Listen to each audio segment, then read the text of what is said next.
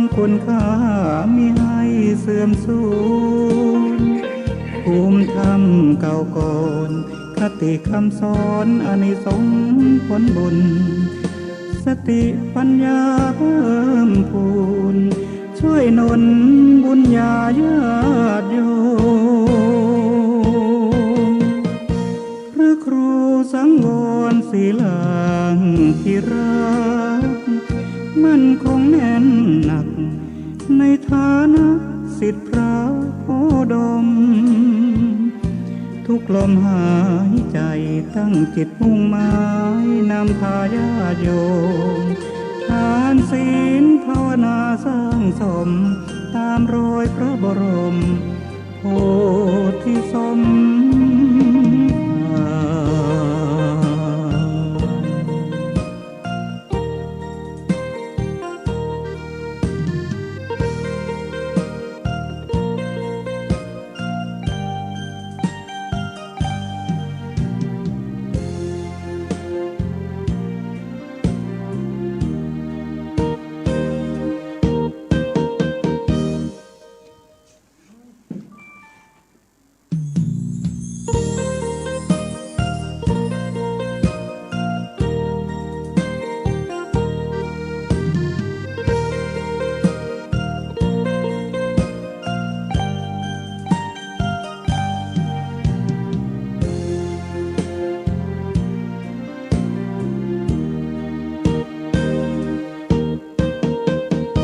รครูสังวรศิลางที่รั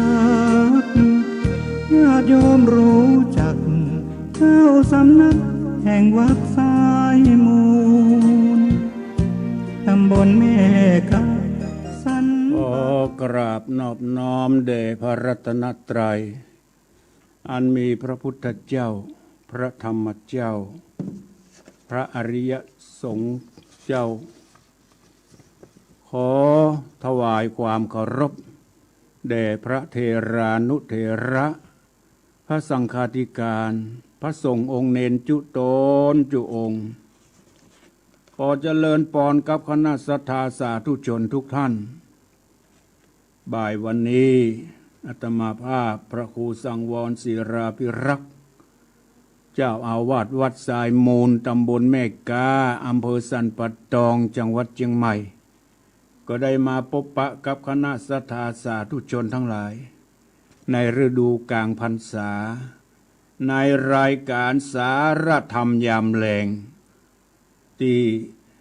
ผู้อำนวยการพระครูอภิวัฒนวิกรมได้จัดขึ้นในช่วงฤดูกลางพรรษานี้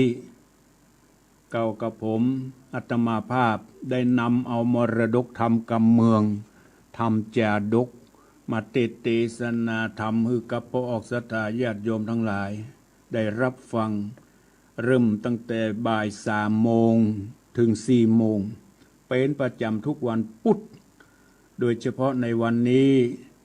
ชั่วโมงที่2คือชั่วโมงที่4 โมงถึง5 โมงนั้นท่านพระครูแห่งรูปหนึ่งเปิ้นบ่ว่างช่วงที่2อาตมาก็จะใจเวลานี้2 ชั่วโมงลวดนะปอกศรัทธาญาติโยมทั้งหลายวันนี้ปะกัน2 ชั่วโมงลวดวันนี้เป็นวันพุธที่6เดือนตุลาคมพุทธศักราช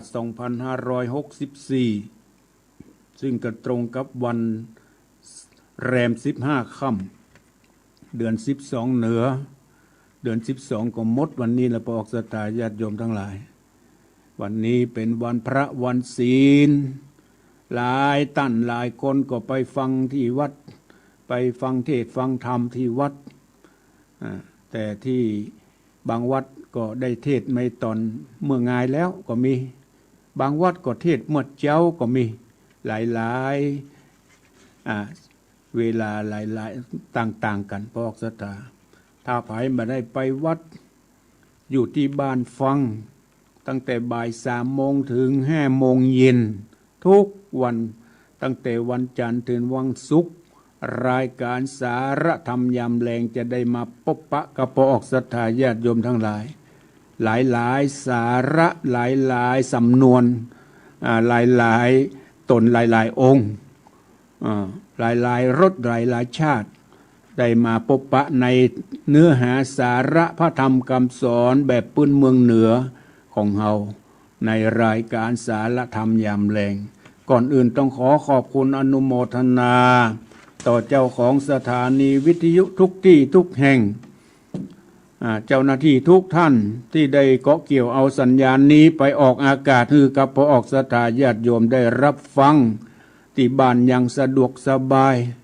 ต้องขอขอบคุณอนุโมทนาต่อเจ้าของสถานีวิทยุทุกที่ทุกแห่งเป็นบุญเป็นกุศลแก่เจ้าหน้าที่ทุกท่านโดยและเป็นบุญเป็นกุศลแก่ท่านผู้ฟังโดยในฐานะที่เป็นพุทธศาสนิกชนตั้งอกตั้งใจสดับรับฟังพระธรรมเทศนาเอาละพอออกศรัทธาญาติโยมทั้งหลายวันนี้อาตมาได้นำเอาพระธรรมเทศนาจาดกเรื่องพานคืนศีลหลังจากที่ได้ฟังนางนวลคำจบลงไปวันนี้ได้นำพระธรรมเทศนาเรื่องใหม่เรื่องพานคืนศีลพานผู้นี้รับศีลไปแล้วบ่พออกพอใจเอาไปคืนเรื่องราวจะเป็นอย่างใดนั้นฟังวันนี้มี2 ผูกนะบอกสัตว์มี2 ผูกฟังชั่วโมงแรก1 ผูกชั่วโมงที่2แฮม1 ผูกวันนี้ฟังจบเลยบ่ได้คาลาคาชังบ่ได้ฮือศรัทธาได้รอวันพุธหน้าละโดยเฉพาะพานคืนศีล2 ผูกวันนี้จบพอดีเลยดังนั้นเพื่อมือเสียเวลาก็ขอพระออกศรัทธาญาติโยมทั้งหลายได้ตั้งอกตั้งใจสดับรับฟังพระธรรมเทศนาเรื่องพานคืนศีลเป็นลำดับต่อไปนะโมตัสสะภะคะวะโตอะระหะโตสัมมาสัมพุทธัสสะ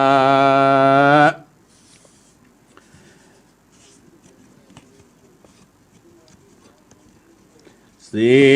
ลังลักขันติติอิตังสัทธาเจตวันเนวิหารันโตเอกังกะตุมปิกังอารัมภกเทสีสานทโวดูราสปุริสะตั้งหลายสัทธาสัพพัญญูพระพุทธเจ้าเมื่อยังสำราญอยู่ในป่าเจตวันมหาวิหารวันนั้นท่านก็มาผ่ารบเหยื่อเรื่องกะตุมปีกผู้หนึ่งเป็นเหตุแล้วท่านก็ติสนายังสิงจากตะกถาอันนี้ด้วยมีบทบาทกถาวาสีลังลักขันติภิกขเวดุราภิกขุทั้งหลายอาทิเตกาเรกิระภิกขเวดุราภิกขุทั้งหลายในอดีตการก่อนข้ามล่วงพ้นไปนานยังมีพญาตนหนึ่งชื่อว่าอลิราชาอยู่เสวยสัมปติเป็นพญาในเมืองอินทปทนกรเมื่ออันนั้นก็มีอานารัฐะแห่งเมืองกุรุรัฐมหานครในกาลยามนั้นพระพุทธเจ้าตูนชื่อว่าพระสิกขีเกิดมาเป็นพระในโลกนี้อยู่สถิตสำราญในวิหารอันใหญ่ข้างป่าไม้หิมพานต์อันอยู่ปลายเหนือแห่งเมืองโอตรปัญจรณกรมีบ้านน้อยบ้านใหญ่อยู่อาศัยกันอยู่2 ทลาบข้างหนทางนับประมาณได้2 ปันคกูลบ้านเรือนฝูงนั้นที่ย่อมสมฤทธิเป็นดีด้วยเข้าของเงินคำมากนักของเกี่ยวของกินมีพร้อมจวนกล้วยอ้อยต้นเป้าตาลมากมีเหลือหลายอยู่สุขสบายจุผู้จุกร ตาสะมิงคณีในขณะนั้นโพธิสัตโตติวะโลโกวิทิตวาในกาลยามนั้นโพธิสัตว์เจ้าก็จุติเสด็จจากเมืองฟ้าว่ายน้ำลงมาเกิดเอากำเนิดเป็นพานเนื้ออันมีปกติฆ่าสัตว์มาเลี้ยงลูกเลี้ยงเมียของตนผ่านป่าผู้นี้แม้นมีอายุได้60 ปีก็ยอมเดินเข้าป่าฆ่าสัตว์มาขายบอกขาดการว่าได้เนื้อแล้วก็แหบมาขายแลกเอาเข้าเปลือกเข้าสารมาเลี้ยงชีวิตของตนและลูกเมียถลาบถึงในวันหนึ่งผ่านก็นำเอาเข้าห่อได้แล้วเข้าไปป่าใหญ่เอวสะเวงไล่หาลาเนื้อเบื่อทลายผ่านป่าเตียวกายกว่าดงพายก็ไปหันใส่ป้อพระฤาษีตนหนึ่งนั่งอยู่เฝ้าเมตตาภาวนาอยู่ปืนเก่าไม้นิโคทารามก็มีใจจมบานยินดีกับด้วยมหาลัทสีก็วางอย่างเครื่องอันจะฆ่าสัตว์ไว้แล้วก็เข้าไปไหว้สาบมหาลัทสีแล้วก็นั่งอยู่ที่สมกวนของตนวิกะลุทธโกพามก็ไหว้กล่าวว่าข้าแด่พระเจ้าฤาษีตัวข้านี้เกิดมาทุกข์ยากไร้เข็นใจบ่มีสมบัติใดๆมากมุนตุนเต้าเป็นผ่านป่าแอวล่าฆ่าสัตว์มาเลี้ยงชีวิตอยู่วันบ่ขาดจากเป็นกรรมวิบากอันใดปางก่อนอันจามหาราศีได้ยินกำพานป่ามากล่าวถามดังอันก็จริงกล่าวแก่กาว่าคาเดพ่อพระฤาษีก็มีกรรมสั่งจาดูราอุปาสกาอุปามึงมีที่ได้กระทำกรรมอันเป็นบาปมาแต่ปังเก่าเป็นตุนว่าได้ฆ่าเล่าฆ่าสัตว์ตัดชีวิตมาเลี้ยงชีวิตของตนมากหลวงหลาย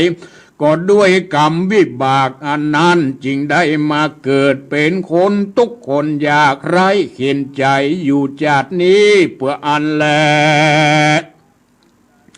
อันหนึ่งกรรมวิบากอันใดลักเข้าของแห่งตานบ่ได้แบ่งปันหือเมื่อก่อนเกิดมาในภาวะจาตินี้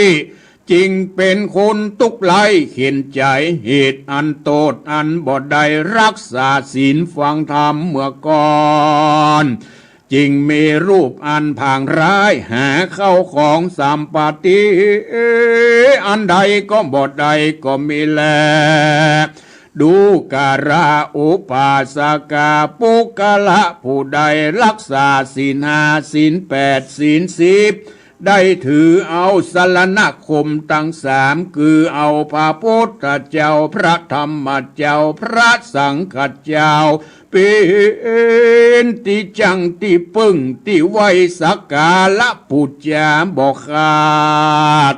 อันนี้ได้ชื่อว่าตั้งอยู่ในสรณคมแต่และตั้งสุดตวาผ่านป่าได้ยินกำปอพระฤาษีกล่าวดังอ่านมันก็ยินแจงเกตใจจริงไว้ว่ากิมิตังคาเดชเจ้าปอพระฤาษีอ่านว่าศีลนี้ข้าบอกเคยได้ยินบ่หันสักเตือมันเป็นดังลือจามีกล่าวว่าดำหรือว่าแดงมันเป็นสีมนหรือสีขาวเอาศีลมารักษาไว้แล้วจักมีประโยชน์จะนะอันใดดังลือจักเป็นแก่นเป็นสารดังหรืออันจาข้าเดปอพระฤาษีอันว่าศีลนั้นจักมีอานิสงส์และจักมีภละจัดนี้จัดแน่ดังหรือจา อันว่ากะตำบุญฮือตานั้นกะตำเป็นดังลือจาข้าก็ขอถามเจ้ากูขอท่านเจ้ากูจงบอกเหตุการณ์อันข้าบอกหูมาฮือแจ้งแก่ข้าพองเตอตั้งสุดว่ามหาราศีเจ้าได้ยินกำพานป่าผู้เฒ่ามาจ่าถามตนดังอ่านจักไขบอกคือแจงแก่ใจจริงกล่าวว่าดูการะอุปาสกะเฮยอ่านว่าปุกละผู้ใดมาละยังกรรมอันบ่ได้ฆ่าฝูงสัตว์อันหนึ่งเว้นจากการลักเอาเข้าของสัมปติแห่งตันหนึ่งเว้นจากการกระทำมิจฉาจารผิดด้วยลูกเมียแห่งตันผู้อื่นอันหนึ่งเว้นจากกรรมอันจุอันไล่อันลวงพางผู้อื่นอันหนึ่งเว้นจากอันดูดอันดื่มกินนันสูบกินน้ำเหล้ายาเมาอันหนึ่งการโอดจากสิ่งตังหานี้ที่กล่าวมาได้ชื่อว่ารักษาศีลห้าจะและนา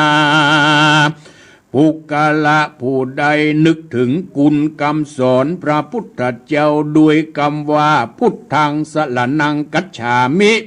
ธัมมังสรณังกัจฉามิสังฆังสรณังกัจฉามิเต่านี้แล้วเอามาเป็นที่จังที่เปิงแห่งตนก็ได้ชื่อว่าตั้งอยู่ในสรณคมตั้งสามภาคการดูการะผ่านป่าผู้ใดปฏิบัติตนอยู่ในศีลห้าก็ดีศีลแปดก็ดีได้ตั้งตนถือเอาสรณคมตั้งสามก็ดีปุกละผู้นั้นได้ชื่อว่ากตัมบุญฮือตาน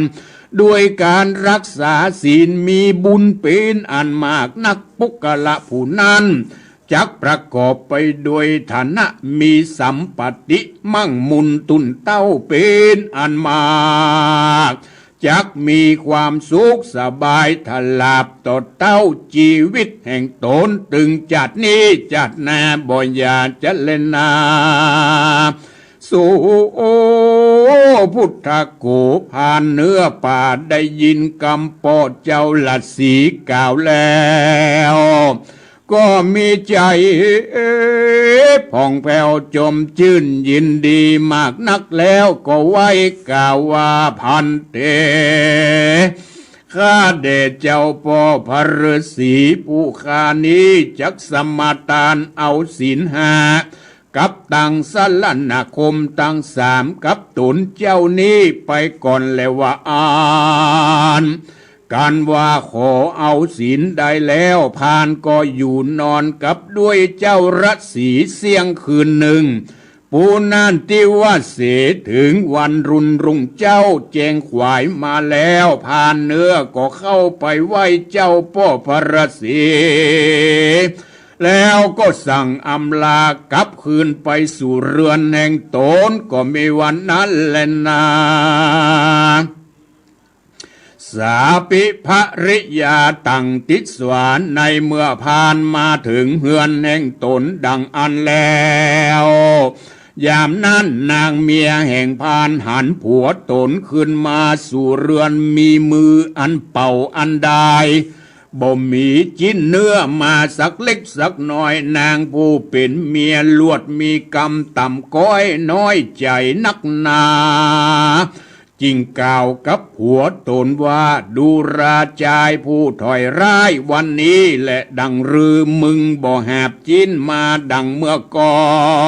นดังรือเจ้าจักอยู่กินกับด้วยกันได้นั่นจะนางเมียก็ด่ารำริรำไรไปมาหลายประการส่วนปู่พามผู้ป่าเป็นผัวนั่งเต้านั่งอยู่ตนเดียวบ่มีกรรมโขดคำเกียดฉันใดด้วยสภาวะอันตนรักษาศีลเต้านั่งกล่าวลำเปิงถึงศีลแห่งตน ว่าพัดเทศดูรานางเหยตั้งแต่นี้ไปเหมือนนากูปี้ก็ได้มารักษาศีลห้าเพื่อบ่ฮือขาดก็เพื่อเราตั้งสองจักใดสู่สุขสำราญมีสัมปติมั่งมุนต้นเต้าแต่กาละนี้ไปนาทลาบต่อเต้ายาวัดจีวังเล่นนางเฮยดูรานางเมียกูปีนี้จักเอาจีนมาดังเมื่อก่อนได้จะลือจักไปแอวเสาเวงหาค่าเนื้อเบื่อขันนองของป่าเหมือนดังเมื่อก่อนนั้นก็บ่ได้เสียแล้วแม้นว่าตายเสียก็ยังแควนพาสืดกว่าอันมีชีวิตอันบ่ได้รักษาศีลจะเล่นนาในเมื่อพานผู้เป็นผัวกล่าวแล้วนางผู้เป็นเมียก็เร่งมีกำเคืองเกียรติมีใจ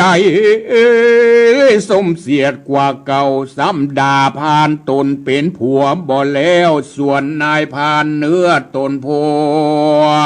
ก็ลุกเตียวไปมาด้วยอิริยาบถตั้งสี่ลำเปิงถึงสรณคมและศีลของตนอ่านรับมาแต่สำนักแห่งปอพระฤาษีแม้นวันนางเมียมาด่าอยู่จะจดจัดจาดพานก็นั่งอยู่จะไหว้บทจาตอบจะใต้กำนางบ่มีใจจางต่ำก้อยน้อยใจเยะดังดุจจะดังบทได้ยินกำจมกำสามร้อนแสบไม้แห่งนางเมียตัวนั้นแลเหมือนดังนางผู้เมียนั้นมีโกทะกาแข็งยินลำคาญนักซ้ำจำเริญด่าผัวไปนักกะบอกขาดสายตั้งแต่เจ้าถึงขวายด่าด้วยปริยายขับไว้นางด่าบทได้เว้นสักวันการนางตื่นขึ้นมาแล้วก็ซ้ำด่าหลวงหลายด่าครบ7 วัน7 คืนมารอดแล้วผ่านเนื้อผ่านโตนอันเป็นผัวก็มีใจอินดูในเมียตนก็จริงกล่าวกำอ้อนอ่อนเล่าลมใจนางเมียว่าพัดเตดูรานางอันเป็นเมียที่ฮักจำเริญใจปี2เราเกิดมาเป็นคนตุกเรร่นเดือดไม่ทำหมดไร้เข็นใจหาสมบัติใดๆก็ด้วยยากสิ่งของหิวหอดเงินคำบ่มีสมบัติอันใดเหมือนตั้นเหมือนเปือน ก็เพราะกรรมวิบากอันเราได้ฆ่าสัตว์ตัดชีวิตมาแต่ปางก่อนอันหนึ่งก็บทใดรักษาศีลเราเกิดมาจากนี้จริงเป็นคนทุกคนอยากไร้เขียนใจบ่มีสั่งอันใดสักสิ่งแต่นี้ไปนาเราเพิ่งกระทำบุญฮือตานรักษาศีลฟังธรรมเมตตาภาวนาไปใจเตอส่วนว่านางเมียผ่องพามนั้นบานอันเป็นเมียเท่ามีญาติอันว่ายากสอนยากนางเกิดมาเป็นกาละกินีเครื่องขาบใจนางหยาบจ้ากล้าขันนองใจนางหมองโดยกำเกียรติภายในสมเสียดจมดามักข่มว่าผัวโตนว่ายิงใจในโลกฝูงอันใจโหดกระทำบาปตายละจากเมืองคอนเอาตัวหนเข้านารกเดือดไหมเขาก็บอกคืนมาบอกสักคนส่วนฝูงคนใจบุญฮือตานหนุนจะใจเอาตัวไฟรักษาอยู่เมตตาภาวนาตายแล้วว่าขึ้นเมืองฟ้าเขานั่นก็บดได้กว่าขึ้นมาจะสัญญาบอกข้าก็บ่มีสักคนดูกะราชายผู้ร้ายศีลมึงนั่นเป็นดังรือจาตัวกูนี่นาหาสั่งจักกินบ่ได้ จักเอาอันใดมายาใส่ก็เตียงว่าจักใดถึงเสียหายตายไปจะเล่นนานางผู้เป็นเมียร้องห่มร้องไห้จมด่าฮื้อแก่ผัวตนอยู่ใจอัตถังติวสังในวันทวน8มารอดพามจริงขันนิ่งใจว่าอ่านว่าสินนี้แห่งกูรอยว่าจักเป็นสาทานเสียแก่กูกวนกูนำเวียนคืนฮื้อแก่ปอพระฤาษีดังเก่าจะเล่นนว่าอันเตอเหตุว่าเมียแห่งกูเป็นคนร้ายสาหดมีกรรมกล้าโหดสมเสียดมากกว่ากรรมเกียรตินักนาศีลอันผาเสดดวงนี้กวนกูเอาไปคืนนึกเก็บปอพระลัดเสโตโอนอยู่ดงรีดังเก่าตะวะอานการกึดใจฉันนี้แล้วผ่านป่าก็ไปสู่สำนักแห่งปอพระฤาษีจากกรรมดีกล่าวถอยว่าปัญจศีลังวรัญญาอาสาละนังพันติคาเดปอพระฤาษีเฮยอ่านว่าศีล5เส้นนี้อันผู้ข้ารับไปจากตันเจ้าฤาษีเป็นของดีล้ำเลิศเป็นของอ่านประเสริฐบอกควรเป็นสาธารณะแก่ผู้ถอยข้านี้ก็รักษาบ่ได้ขอเอามาปิกคืนเกตเจ้ากูตั้นอย่างเก่านิเตอขอตั้นเจ้ากูจงรับเอาศีลอันประเสริฐนี้ไว้อยู่กับท่านเจ้าท่านเหมือนอย่างเก่าตะวะอานตาในกาลยามนั้นเจ้าปรสีได้ยินกำพานป่ามากล่าวขืนศีลแห่งตนดังอานก็ย้ายแย้มขันนิ่งในใจว่าอ้าวว่าตะโอยนอพานผู้นี้เป็นผู้ผิดแผกกว่าคนตั้งหลายในโรครับศีลไปแล้วปล่อยบอกให้รักษาเหตุกัวเป็นสาธารณะว่าอันไผคนใดรับเอาแล้วบ่หอนเอามาคืนเหมือนมึงผ่านผู้นี้สักคนยินบอกเกยได้หูได้หันสักเตื้อแต่ดีหลีพระราศีขันนิ่งใจฉันนี่แหละก็จริงกล่าวว่าดูราอุปาสกะศีลอันผาเสดนี้อันตันมาขอคืนแก่ข้านี้มันเป็นศีลของพระพุทธเจ้าบ่ใจศีลแห่งกูหากเป็นศีลแห่งพระพุทธเจ้าอันกูได้เรียนมาแต่สำนักแห่งพระพุทธเจ้าแต่ดีเลแม้นว่าตันรักษาศีลบ่ได้แต่ก็จุงเอาไปคืนไว้แก่พระพุทธเจ้าปุณเตอสุตาสาวัจจนังสุตวาพานป่าได้ยินกำปอเจ้ารัศีกล่าว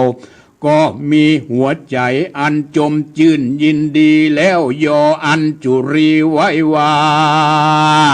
พันติคาเดชเจ้าปรสีคาหากยินดีใจจ้าเหตุไข้หันหน้าพระพุทธเจ้าผู้ข้าบ่หอนเกยหันพระเจ้าอยู่สถานที่ใดเล่าจาพระพุทธเจ้าตูนเป็นใหญ่ในโลกนี้ข้าบ่หอนได้ยินได้ฟังสักคาบขอพระราศีจงบอกแก่ข้าเรียวรีบเด็ดเตอยามนั้นปอพระราศีจึงกล่าวว่าดูราอุปาสกะพระพุทธเจ้าตนนั้นชื่อว่าสิกขียังอยู่ที่สำราญในสถานวิหารอันสุกเกษมชื่อว่าสุรุนาจิรคันธวิหารเด่นแต่นี้ไปไกลได้123 โยชนะแม้นว่านับเป็นวาก็ได้1,310,000 ปันวาก็มีแล ผ่านป่าได้ยินกำพรสีกล่าวแล้วก็ไว้อำลากราบคืนไปสู่เรือนแห่งตนในวันรุ่งเจ้าผ่านก็เอาเข้าใส่ถุงตั้งคันทะหอมตาลตั้งดอกไม้เลียดเตียนพ่อเตียวไปสู่ป่าไม้หิมพานต์ผ่านเตียวหนทางกลางป่านานประมาณวันใดเดือนหนึ่งเสียงหนทางใดเจตโยจนาก็ไปรอดเมืองวาสุตินะในขณะยามนั้นพญาสุตินะราชาเป็นพญาเจ้าเมืองหันผ่านป่าเข้ามาไหว้โตนดังอ่านพญาก็จะถามว่าดูราตันจักไปติดแดนใดนิจาผ่านป่าก็ตูนไว้ว่าตีว่าข้าเดมหาราชเจ้าข้านี้เป็นผ่านป่ารับเอาศีลห้ามาแล้วป้อยรักษาบ่ได้ก็จักเอาไปคืนแก่พระพุทธเจ้าว่าอ่านพญาสุตินะจิงกล่าวว่าแม่นว่าตันไปไหว้พระพุทธเจ้าแล้วจุงนำเอากรรมมาบิบากยังเวียงแห่งเรานี้อันว่าไฟก็มาไหม้อยู่จุมือจุปีขียาอันไฟมาไหม้เวียงเราเป็นเหตุอันใดจ้ามันเป็นเหตุแก่ตนเราผู้เป็นพญาเราจะตันพามไปแล้วจุงนำมาบอกแก่เราเตอผ่านก็รับเอาปัญหาแห่งพญาวาสาธุดีๆแล้วก็ไว้อำลาพญาหันแลปุระตูเมืองนาแต่นั้นไปนาผ่านก็เตียวไปตามหนทางหันไก่ได้3 โยชนานับว่าเป็นว่าก็ได้14,000 ว่าก็ได้ไปปะใส่งูตัวใหญ่เต้าลำตาลงูนอนเกี้ยวเวทจอมปวกอันสูงใหญ่อันมีจิมไกเหล่าแวกหนทางเตียวงูตัวนั้นหันผ่านป่าเตียวมาดังอันงูก็กล่าวว่าดูราตันพามตันจักไปที่ใดจ้าผ่านก็ตอบว่าเราจักไปสำนักแห่งพระพุทธเจ้าสิขีงูก็กล่าวว่าดูราตันพามแม่นว่าตันไปสู่สำนักพระพุทธเจ้าแล้วขอจงนำเอาข่าวสารแห่งข้านี้ไปบอกถามข่าวแก่พระพุทธเจ้าว่าตัวข้านี้นอนเกี่ยวรอบอยู่เฝ้าจอมปลวกมาเมินมานานหลายขวบหลายปีพระมารวันใด100 ปีแม้นจักหนีไปทางใดก็บ่ได้จักเป็นวิบากกรรมฉันใดจะขอท่านจงนำข่าวสารนี้ไปบอกแก่พระพุทธเจ้าเตอยามนั้นนายพานเนื้อก็รับเอาปัญหาแห่งงูแล้วก็เปิดทางไปได้5 ด่านได้4 โยชนะก็ซ้ำไปถึงเมืองแม่ไม้ในเมืองนั้นเต้ามีแต่แม่หญิงเป็นพญาเจ้าเมืองมีนางเสนางตัดสนมตั้งหลายเป็นบริวารเมืองนี้หาพอใจบ่ได้สักคนมักว่าตามในเมืองแห่งนี้หาผัวบ่ได้สักคนนางตั้งหลายฝูงนั้นกันถึงกาละเมื่อเดือนเก่าก็มีหมาผู้ตัวหนึ่งมีหมู่หมาตั้งหลายอันมากหากเป็นปริวารก็เอากันมาส่องเสพนางตั้งหลายฝูงนั้นก็ตะลงกับพระกันเกิดออกมาเป็นลูกชายหมาตั้งหลายก็คบกินลูกตายเสียเสียงกันเกิดมาเป็นลูกยิงเขาตั้งหลายจริงจักเลี้ยงไว้เป็นคนตัดสมาหิตดังอันเมืองอันนั้นจริงบ่มีปอดใจสักคนแลตาในกาลยามนั้นนางยิงตั้งหลายหันผ่านเนื้อเตียวมาเข้ามารอดเมืองโตนเขา ก็ฝากกรรมมันวิบากกรรมทั้งหลายนั่นจ้าไปถามพระพุทธเจ้าแล้วปิกมาก้อยมาบอกผ่านกล่าวว่าดูรานางทั้งหลายข้าจักไปถามแล้วจักปิกมาบอกแก่สู่เจ้าทั้งหลายดังอันเตอเมื่อเจ้ากูกลับคืนมาก้อยนำวิบากมาบอกแก่ผู้ข้าทั้งหลายผ่านก่อนเดินทางไปได้แถมหาโยจนะก็ไปหันใส่จ้าง2 ตัวกำลังจนกันอยู่มีเลือดไหลย้อยอาบล้อยไหลเป็นถ้อยเป็นทาทรายลงมาบอกขาดเหตุว่าได้จนกันมาบอกขาดสักวันได้จนกันมาติดต่อบ่สวะบ่วางในวันอันพานเนื้อมาถึงก็กล่าวว่าดูราเจ้าจักไปที่ใดจ้าพานก็ตอบว่าดูราเราจ้างเราจักไปสู่สำนักแห่งพระพุทธเจ้าจ้าง2 ตัวก็กล่าวว่าดูราตันพามกันเจ้าไปรอดจุงนำเอาวิบากกรรมอันเผื่อข้าทั้ง2ได้จนกันนี้พ่ำเมินนานมีพระมารวันได้100 ปีบอกกาจากการจากเป็นวิบากสังจาขอไปถามพระพุทธเจ้าผู้ข้าทั้ง2พ้องเตอผ่านก็รับเอากรรมแล้วก็เดินทางไปรายจ่ายผู้อนั้นแลก็เดินทางไปแถมหาโยจนะก็ไปหันใส่2 คนผัวเมียชายผู้เป็นผัวแหบซาเล็กนำไปก่อนนางผู้เป็นเมียเตียวตามหลัง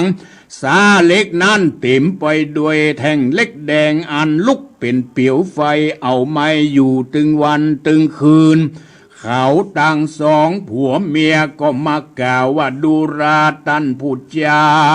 ย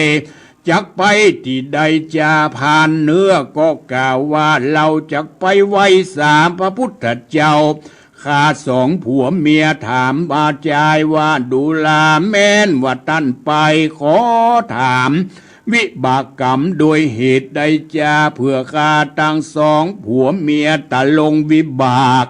อันใดมาหาบซาเล็กแดงอันร้อนลุกเป็นเปียววู่ไม่อยู่จันนี้จุวันวานบ่อาจจักปล่อยวางเสียใดเป็นตุกไม่มาดลำบากเห็นใจมากนักอันนี้จากเป็นวิบากสังจาแห่งเพื่อข้าทั้ง2อันจาขอเจ้าจุงไปถามพระพุทธเจ้าเด็ดเตอเมื่อเจ้ากูปิกมาจุงมาแว่บอกแห่งข้าตึตัสมิงคันเนเอกังสัมมายัง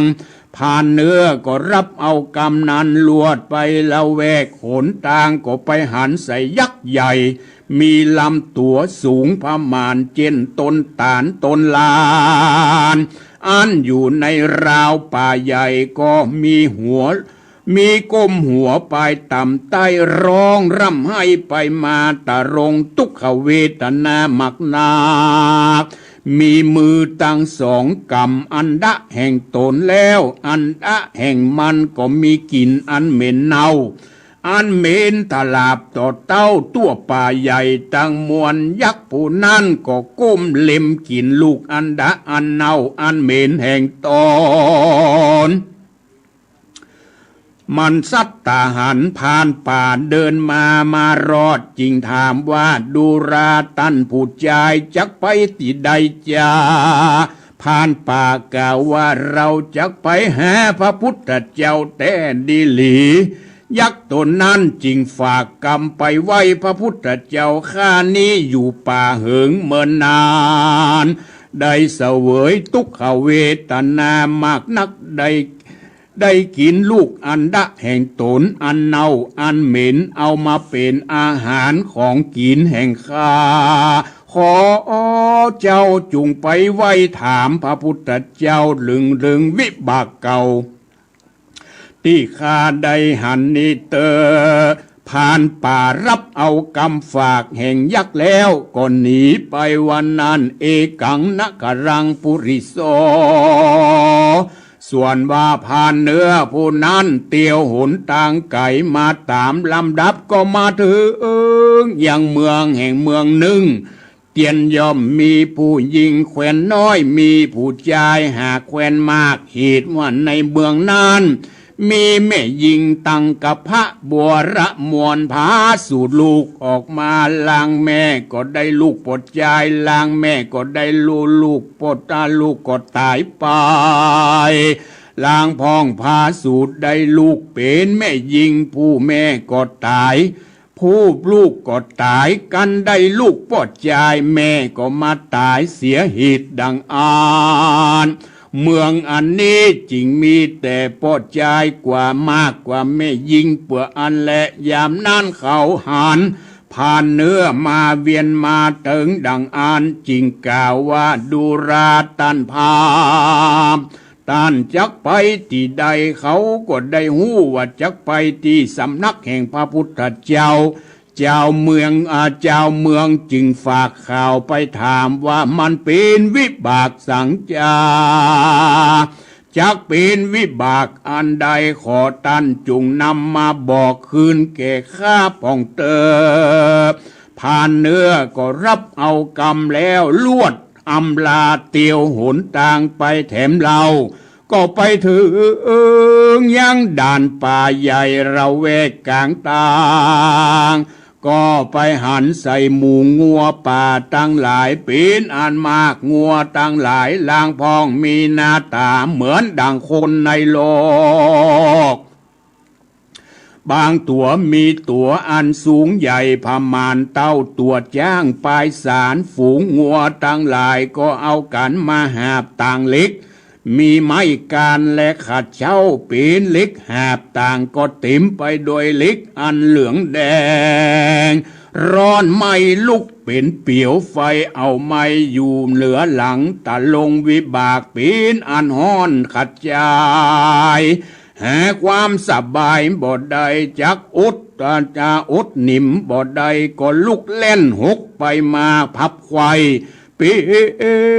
นดังนี้ใจเหิงเมินนานงัวใหญ่ตั้งหลายฝูงนั้นหันนายพานเนื้อเดินทางมาถึงจริงกล่าวว่าเจ้ากูจักไปไหว้พระพุทธเจ้าดังอ่านเจ้ากูจงเอากรรมวิบากแห่งข้าไปถามพระพุทธเจ้าหรือว่าจักเป็นวิบากอันใดก่อนแห่งขาดอันจาเจ้ากูกลับคืนมาแล้วเยะมาบอกแก่กูเด็ดเตอผูกนี้ก็มีโดยพระการดังกล่าวมานี่แหละนะนิติตังขียาสังวันนาวิสิตจะห้องเหตุยังผ่านขืนศีลผูกที่หนึ่งก็บังคมสมเล็ดสดี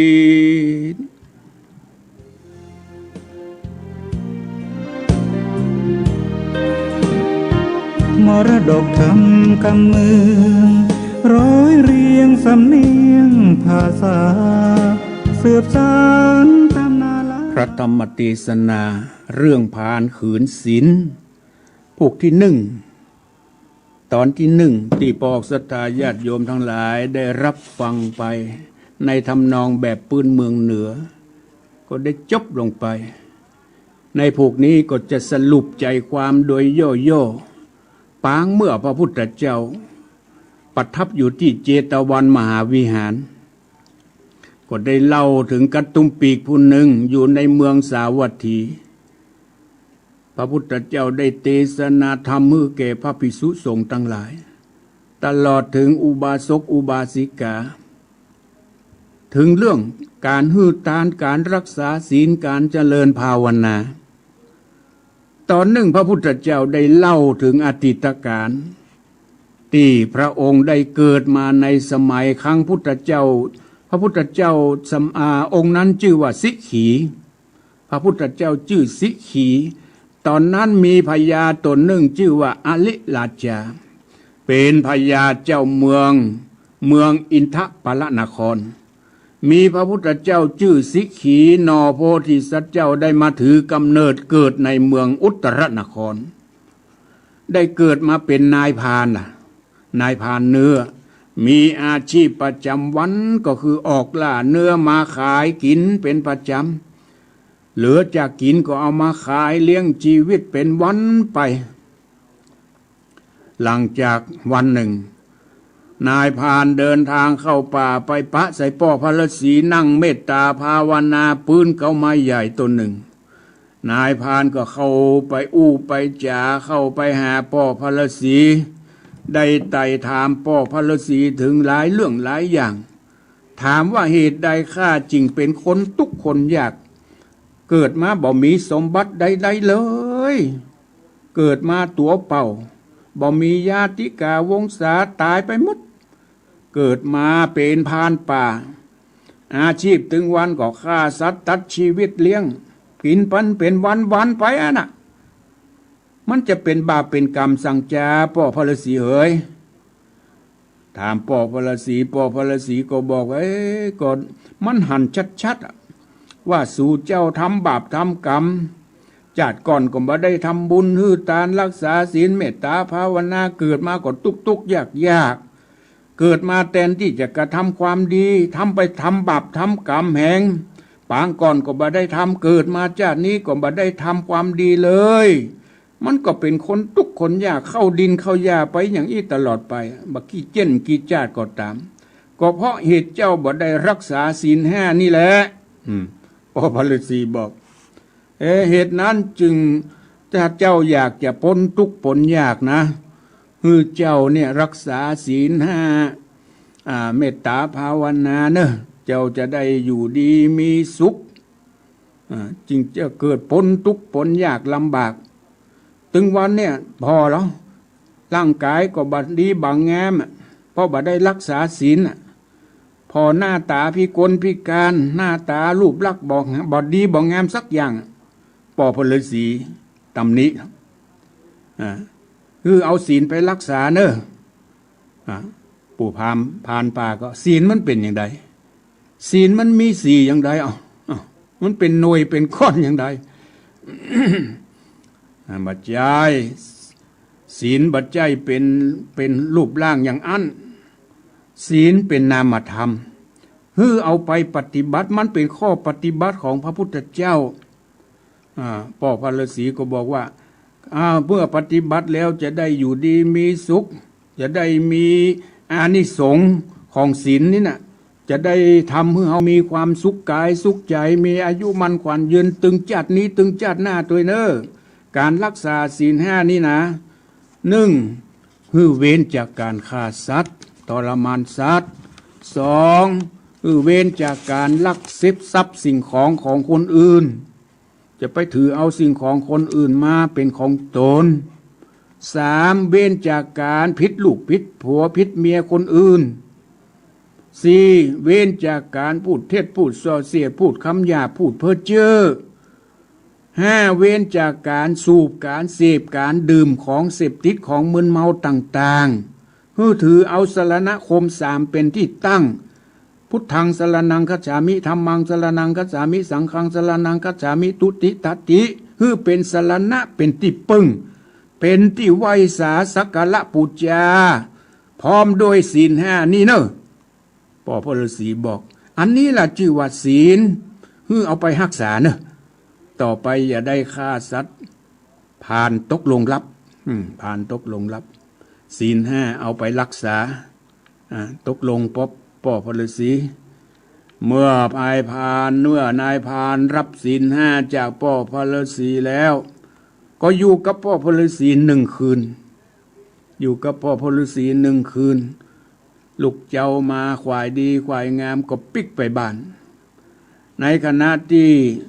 ปู่พานเข้าบ้านไปตามปกตินี่จะมีเนื้อสัตว์ตึงแบกตึงหามตึงติ้วเนาะตึงหาบไปเมียก็ดีอกดีใจแต่วันนี้มือเป่าแกว่งมือเข้าบ้านไปเมียหันแล้วบ่พอใจล่ะเมียหันแล้วบ่พอใจขึ้นล่ะวันนี้ยังไม่ได้สั่งสักอย่างแล้วเอาอย่างมากิน เอ็กใส่ผัวเริ่มละด่าผัวต่างๆนานาน้ำโหเกิดขึ้นผัวบ่ได้จินบ่ได้เนื้ออย่างมาสักอย่างด่าตึงเจ้าตึงแรงด่าจนบ่ฮู้จะว่าเอาอย่างมาด่าคนมาด่านายพานดักนายพานบัดตอบบัดโต้บัดเถียงเพราะถือศีลหรอถือศีลรับศีลจากพ่อพระฤาษีมาเปิ้นบ่ฮื้อฆ่าสัตว์ตัดชีวิตบ่ฮื้อได้มีความโกรธความเกลียดเมียด่าตึงวันตึงเจ้าตึงค่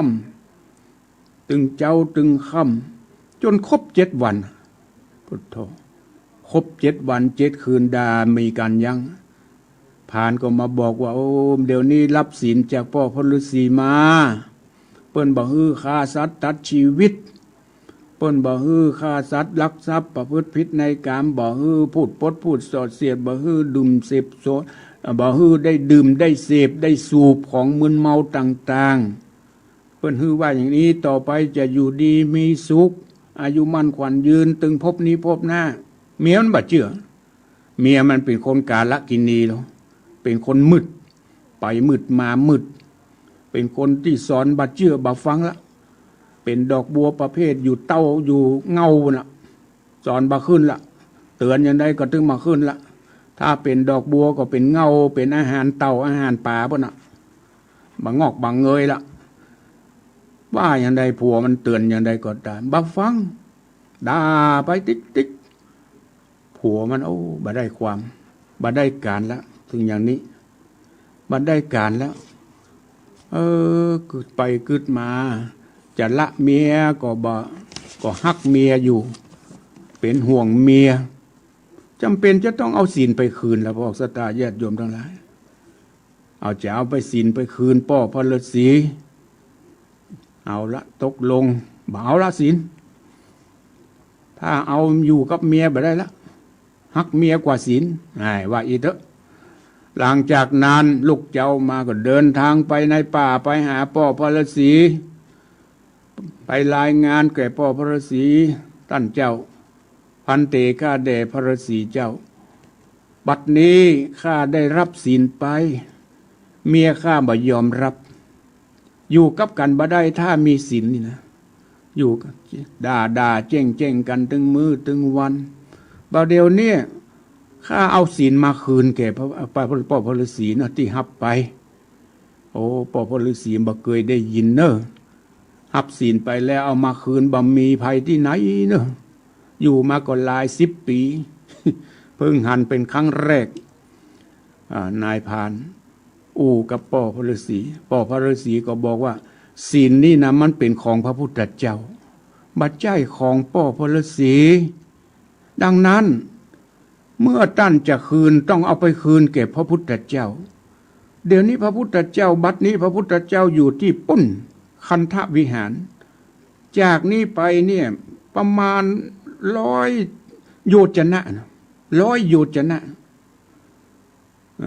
ทีนี้เอาก็เอาตกลงคืนตกลงเอาไปคืนนายพานปิกมาบ้านเตรียมเข้าป่าอาหารเตรียมเสบียงล่ะเดินทางไปเพื่อจะไปที่พระพุทธเจ้าอยู่ไกลถึง100 โยชนะ100 โยชน์ทีนี้นายพานก็เดินทางไปได้7 โยชน์ไปหันใส่เมืองสุตินะไปถึงเมืองสุตินะพญาเจ้าเมืองถามว่าจะไปไหนผู้พานก็ถามว่าข้าจะไปคืนศีลปุ้นที่พระพุทธเจ้าแห่งเดินทางไกลอยู่พญาแห่งเมืองสุตินะบอกว่าข้ามีปัญหาอยู่ข้อหนึ่งอยากจะฝากไปถามมันเป็นวิบากกรรมอย่างไฟมาไหม้บ้านไหม้เมืองทุกปีพอครบปีมาก็ไฟไหม้ครบปีมาก็ไฟไหม้ขอถามกันเนอะปิกมาขอมาแว่บอกกรรมหลังจากนานก็เตียวไปได้แหม5 โยชนะก็ไปหารใส่งูลำตัวเล่าลำตาลเนี่ยใหญ่ว่านอนเกี้ยวจอมปลวกอยู่ เป็นหลาย10 ปี งูตัวนี้นะไม่ได้ไปไหนอ่ะกินดินกินหญ้านั่นแหละก็ฝากว่าท่านพระพุทธอาการปู่พามท่านจะไปหาพระพุทธเจ้าขอฝากวิบากกรรมมีได้ข้าจึงมันนอนเกี้ยวจอมปลวกอยู่ที่นี่เนี่ยเป็น100 ปีเนี่ยขอถามปิกมาก็มาเว่บอกกำเนอนายพานก็เดินไปแถม4 โยชนะก็ไปปะใส่เมืองแม่ไม้เมืองแม่ไม้เมืองแม่ไม้ก็มิกแต่มันก็มีแต่แม่ไม้อะเนาะมันก็ต้องมีไม่แต่ไม่ยิงแม่ไม้หาพ่อใจบ่ได้เลยมาเป็นวิบากอย่างแม่ยิงทั้งหลายก็ฝากกรรมปู่พามไปปู่พามไปว่ามันเป็นวิบากอย่างล้ำเหลืองพอคนเกิดมาเมื่อถึงฤดูเดือน9เดือน10มีสุนัขแต่ในธรรมว่าเพิ่นว่าหมาปูนะหมาปูมาส่งเสพหมู่ไม่ยิงทั้งหลายเกิดมาเป็นพ่อจายนี่มากินมดถ้าเกิดมาเป็นไม่ยิงเอาไว้เนี่ยมาเอามานี่ก็อย่างใดก็โมเป็นวิบากกรรมนั้นดังนั้นเมืองนี่มีแต่แม่ไม้เปิ้นว่าเมืองแม่ไม้ก็ฝากกรรมไปมันเป็นวิบากอย่างมันหาพ่อจายบัดได้นี่นะ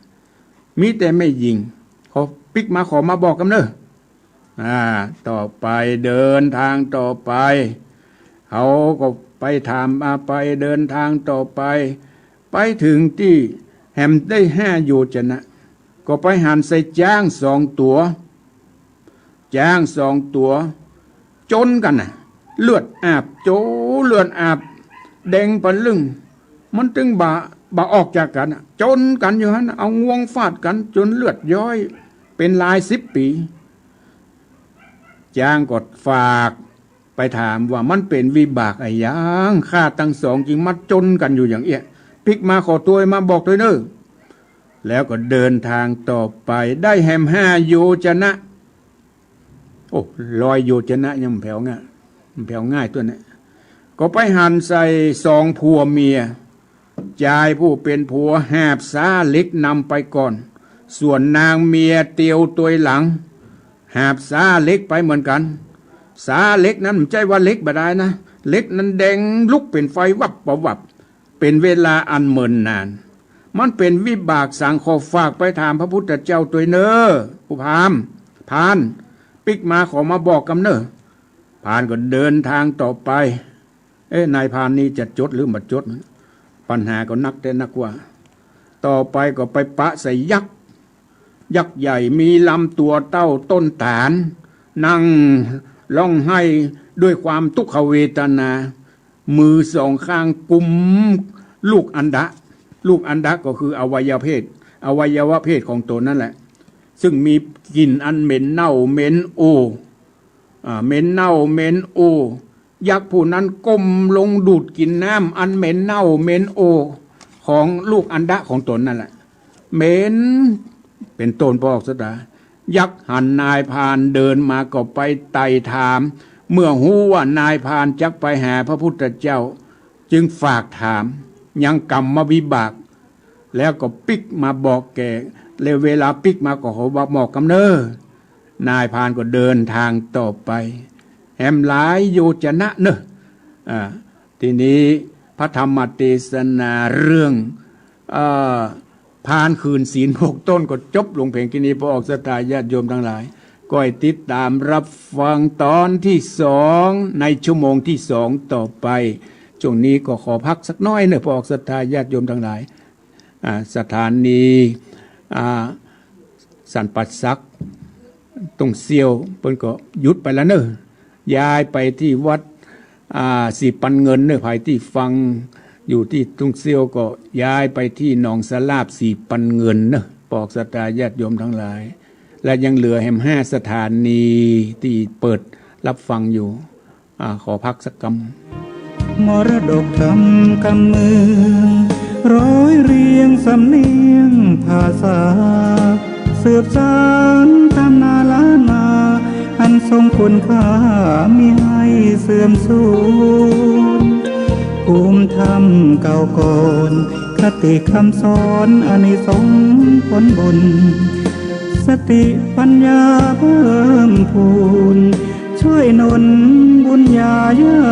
ติโยมพระครูสังวรศิลาเอาละปอกศรัทธาญาติโยมทั้งหลายเอามาฟังพวกที่สองหลังจากได้จบพวกที่หนึ่งไปมาต่อพวกที่สองนะเรื่องพานคืนศีลพานจะนายพานนี้จะไปถึงที่พระพุทธเจ้าหรือไม่ก็ติดตามรับฟังเป็นลำดับต่อไปนะโมตัสสะภะคะวะโตอะระหะโตสัมมาสัมพุทธัสสะมิขะหารุตโกตัสสะวัจจนังอาตายมกานิกะมันติ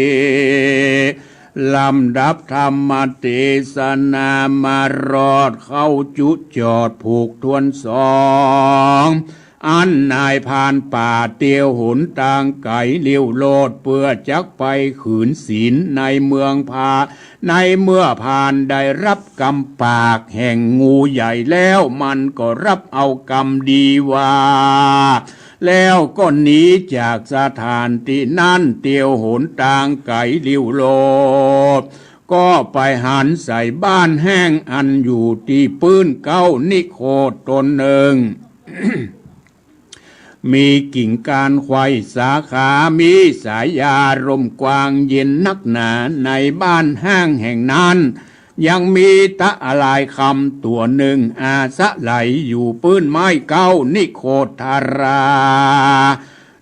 ทะรายคำหันผ่านเนื้อมาถึงดังอันมันก็ฝากกรรมวิบากอันโตนได้มาอยู่เฝ้าร่มไม้นิโคทาราบ่อาจจักหนีไปไหนใดว่าข้านี้มีกรรมฮักอันใดจริงหนีบ่ได้ขอเจ้าพามเอากรรมนี้ไปถามพระพุทธเจ้าเด็ดเตอแล้วปิกขึ้นมาบอกเกข้าผ่านเนื้อรับเอากรรมทลายคำตัวนั้นแล้วซ้ำเตียวโหนต่างไปนาก็มาหันใส่หมู่คนยิงใจตั้งหลายในระแวกหนต่างเตียวหันหมู่ฝูงคนอันมีหัวอันมดอันเกี้ยงหาเส้นผมบ่ได้ซักเส้นมีหัวล้านเหมือนกันอยู่ตึงยิงใจฝูงนี้มีมือถือผ้าตีดและตุงมีไฟลุกเป็นเปียวเป็นควันลางพองมีมือถือดอกไม้ลุกเป็นเปียวไฟลางคนถือข้าเช่าดอกไม้ลุกเป็นเปียวไฟลางคนเอาข้าเช่าดอกไม้ต่างไว้บนหัวมีไฟลุกเป็นเปียวลางพองเอาข้าเช่าอันเต็มไปด้วยผ่าลาลูกไม้อันเขาตั้งไว้หัวมันเป็นเปียวเป็นไฟเอาไม้ร้อนบาปไม่เวทนาฟูงหมู่เขาหันผ่านเนื้อดังอันก็ถามด้วยนัยยะการดังกล่าวมาจุประการผ่านเตียวดงดานป่ากวางจริงไปรอดแม่น้ำใหญ่กวางก็ไปหันใส่สองจ่ายสองคนเอากันหามขัวหินอันนักอันกายแม่น้ำแปลงเป็นขัวเตียวข้ามจ่ายสองคนอยู่คนละฝ่ายข้างกำแม่น้ำเอากันแบกขัวหินเอาตนยืนแบกอยู่สานต่างสาวบ่อาจจักสวะจักวางเสียใดเขาก็ฝากกรรมวิบากอันตนทรมานอยู่เนไปทูลถามพระพุทธเจ้าพ่องเตอตาตูปะลังทัดแต่นั้นไปนาแถมลาวผ่านป่าก็เดินไปถึงเมืองอินตะปาลนครหันสละน้องใหญ่กว้างเต็มไปด้วยดอกบัวโกมุดอันงามผ่านเนื้อก็ลงไปดีดเอาดอกบดจารีบเตียวกว่าหนต่างเสียงกาละอันนาน ก็ไปถึงวิหารสุลเจนตันตะทันทวิหารอันเป็นที่สำราญแห่งพระพุทธเจ้าสิขีวันนั้นแลนาตัสสมิงคะเนภะคะวาสัมมาสัมพุทโธสหปัจโจติสาธรรมเทศนานิสิโนในขณะบัดนั้นพระพุทธเจ้าตนชื่อสิกขีตะรงโสภากายะอันงามโตนทรัตรู้ใหญ่ยะธรรมตั้งมวลสดิษนั่งอยู่เหนือธรรมอาสนาในตำกลางปัญนาสัตว์ทั้งหลายตันก็เทศนาธรรมด้วยเสียงอันม่วนอันเพราะมักนาธรรมอันนั้นจะถึงอันหือตานรักษาศีลเมตตาภาวนาเป็นอันม่วนอันเย็นหัวใจจะลาพาไปตัวติสาวิหารอุปมาเหมือนมหาเมฆาฝนหาใหญ่อันตกลงมาบนพื้นปัทเวอย่างโลกนี้จุ่มเนื้อเย็นใจก็โดยอาศัยบุญกินบุญทานรักษาศีลเมตตาภาวนาโสตังปูจิตวาเอกมันตังส่วนพานเนื้อผู้นั้นไปรอดมหาวิหารแห่งพระพุทธเจ้าแล้วก็เอาตนไปนั่งที่สุดปลายแห่งปริษัททั้งหลายดักฟังพระธรรมเทศนาแห่งพระพุทธเจ้าด้วยฉันดีก็บังเกิดความยินดีฉลาบอาบเต็มด้วยปีติยินดีอันมากปลายลุนผ่านก่อนคะนิ่งใจคะคอยว่ากูน้อยเข้ามาสู่ในแก้วกูมหาวิหารด้วยจิตนาจักมาขอคืนศีลแก่พระพุทธเจ้าโดยมีแต่แลโทษอันกูรับเอาศีลไปแล้วบ่ได้รักษาโทษอันกูบ่ได้หือตานและโทษอันกูบ่ได้กระทำบุญเมื่อก่อนจึงเกิดมาเป็นคนทุกคนยากถอยไล่เข็นใจก็มาบังเกิดแก่กูในภาวะจัดนี้จะแลบัดนี้ก็มาได้ยินพระธรรมเทศนาแห่งพระพุทธเจ้าก็เป็นอันด้วยพละอานิสงส์อันมากกว้างแก่กูการผ่านป่ากึดใจจันนี้แล้วก็จริงน้อมเอาดอกไม้บัวมากะอันว่าเป็นดอกบัวโกมุตอันตนเด็ดมาจากสละน้องหลวง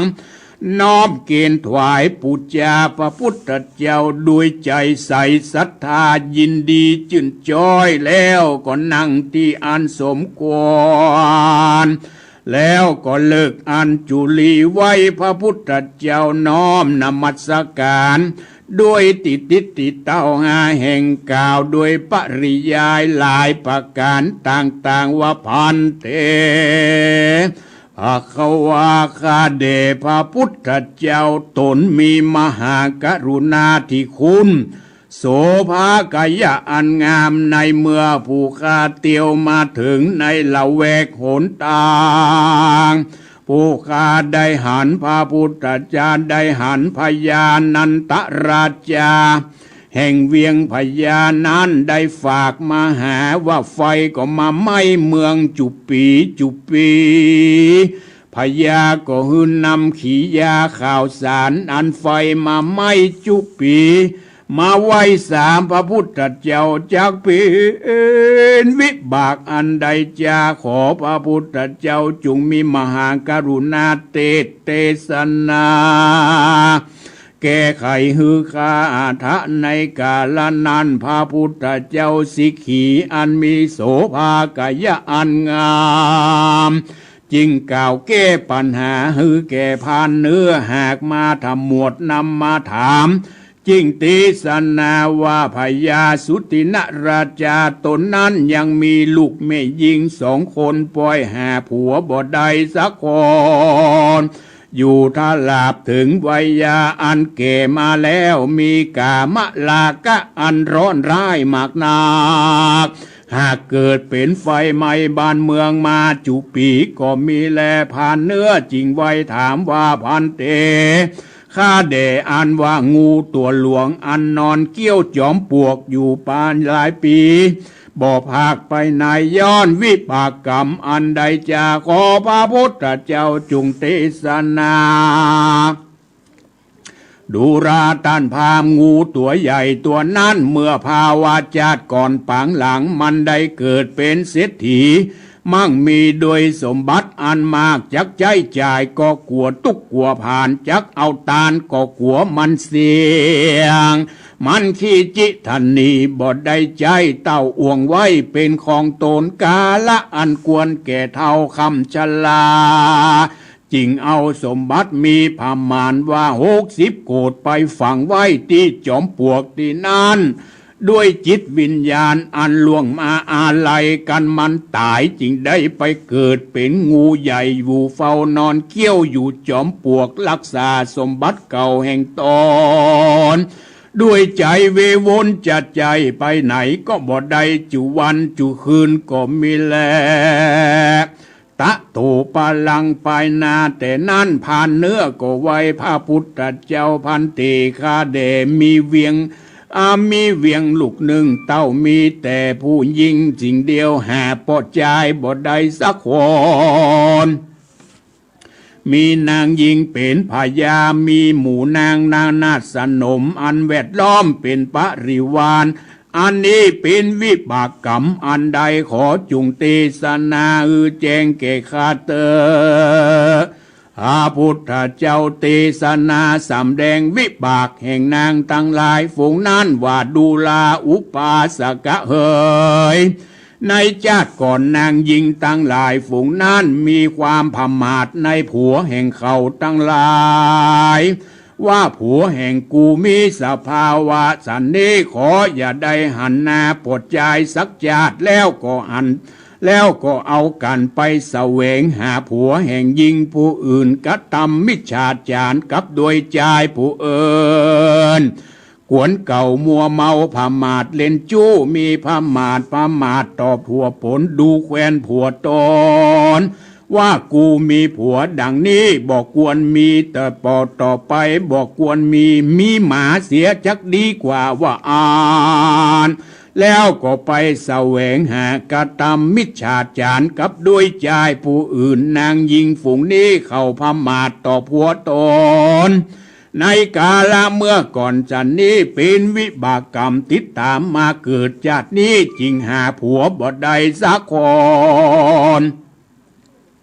ลวดใดเอามาเป็นผัวนั่นจะแลโสอุทธโกพานเนื้อซ้ำไว้ถาพระพุทธเจ้าว่าพันเต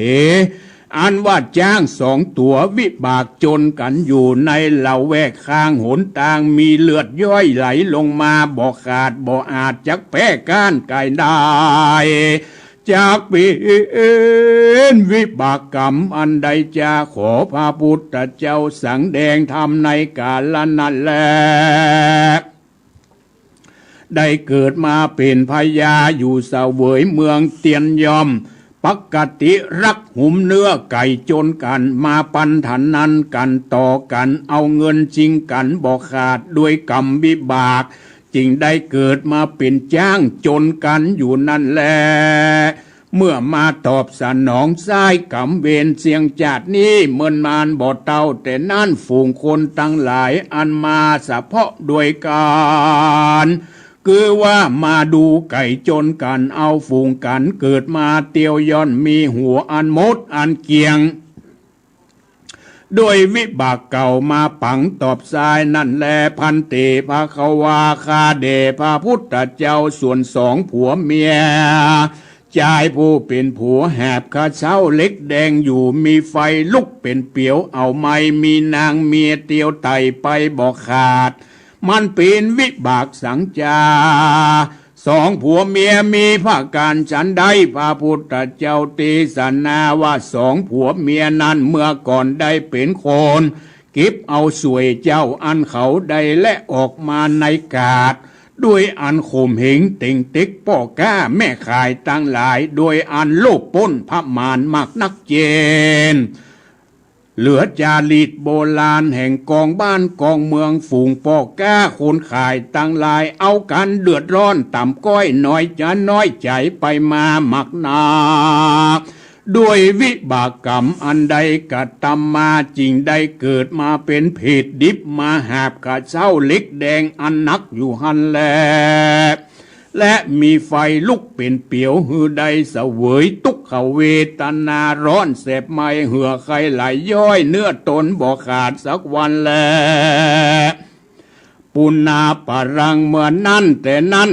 ไปนาพานก็ไปไหว้สาถามว่าพันเตกิยาอันยักษ์อันตั้งหลายเอามือกุมอันดะอันใหญ่เต็มไปด้วยน้ำอันเน่าอันหนองเหม็นทลาบไปตัวยป่าใหญ่นั่นแหละแล้วดูดกินน้ำเน่าน้ำหนองอันของอันดะอันเหม็นเน่าเหม็นบูดเป็นวิบากอันใดจ้าขอพระพุทธเจ้าจงไขเล่าวิบากเก่าคือแก่ข้าเดชดูลาอุบาสกยักษ์ตัวนั้นเมื่อก่อนมันได้เกิดเป็นพญาอยู่เสวยเมืองใหญ่กว้างปล่อยมีความทันนีขี้จิโลภปล้นพมานมักใครได้มีแต่มากนักใครได้สมบัติมากนักบ่ได้ตั้งอยู่ในต่างศีลต่างธรรมอันจอบเตียนยอมบิดเบี้ยวเบี่ยงอำลามีอคติในใจคนหือเจ้าบ้านเจ้าเมืองเดือดร้อนหลวงลายผู้กวนแป้มันปล่อยหือก้านผู้กวนก้านมันปล่อยหือแป้อันใดผู้กวนใดมันปล่อยหือเสียผู้กวนเสียมันปล่อยหือใดเตียนยอมกระทำตามใจแห่งตนแห่งมารบทตามสุภาพตามทำนองของธรรมลูกเอาของต้านมากินบ่ขาดด้วยวิบากอนาถการตายจากเมืองคนก็ได้มาเกิดเป็นยักษ์ตัวสูงใหญ่อันปิดสะเปิงกัวมีลูกอันดะอันใหญ่อันเน่าอันเหม็นมีหนองไหลออกมาปล่อยนั่งดูดกินน้ำเน่าน้ำหนองเป็นอาหารกินแห่งตนอยู่เสวยทุกขเวทนาบ่ขาดนานหลายร้อยชาติบ่อาจจักเป็นพ้นกรรมนั้นเบิ่นนานได้แลนาตาตูโอ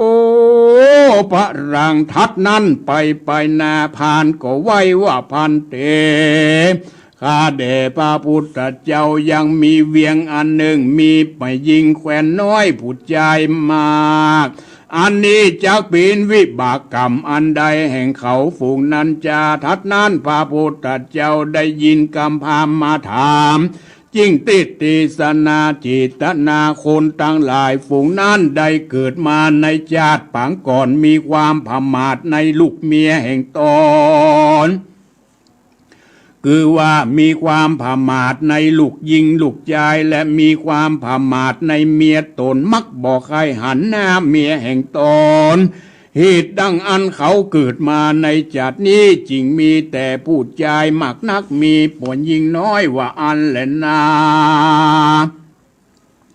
ผ่านเนื้อก็ไว้ถามว่าพันเตคาเดอันว่าฝูงงัวตั้งหลายมีตัวอันใหญ่เต้าจ้างมีหน้าและหูตาเป็นคนเอาการหาบอย่างก้อนเล็กแดงลุกเป็นเปียวเป็นไฟวู่ไม้เพื่อร้อนกระจายด้วยวิบากร้อนเสพจักเป็นวิบากอันใดจาพระพุทธเจ้าตีสนาวัดตันพามอันว่างัวตั้งหลายฝูงนั้นเมื่อก่อนเขาเป็นปอกก้างัวต่างเขาได้นั่นได้ตาได้กระตำขี่ยังต่างหายังงัวต่างอันนักยกยอใส่หลังงัวเอาไม้ตีต่างงัวไปด้วยอันนักอันลา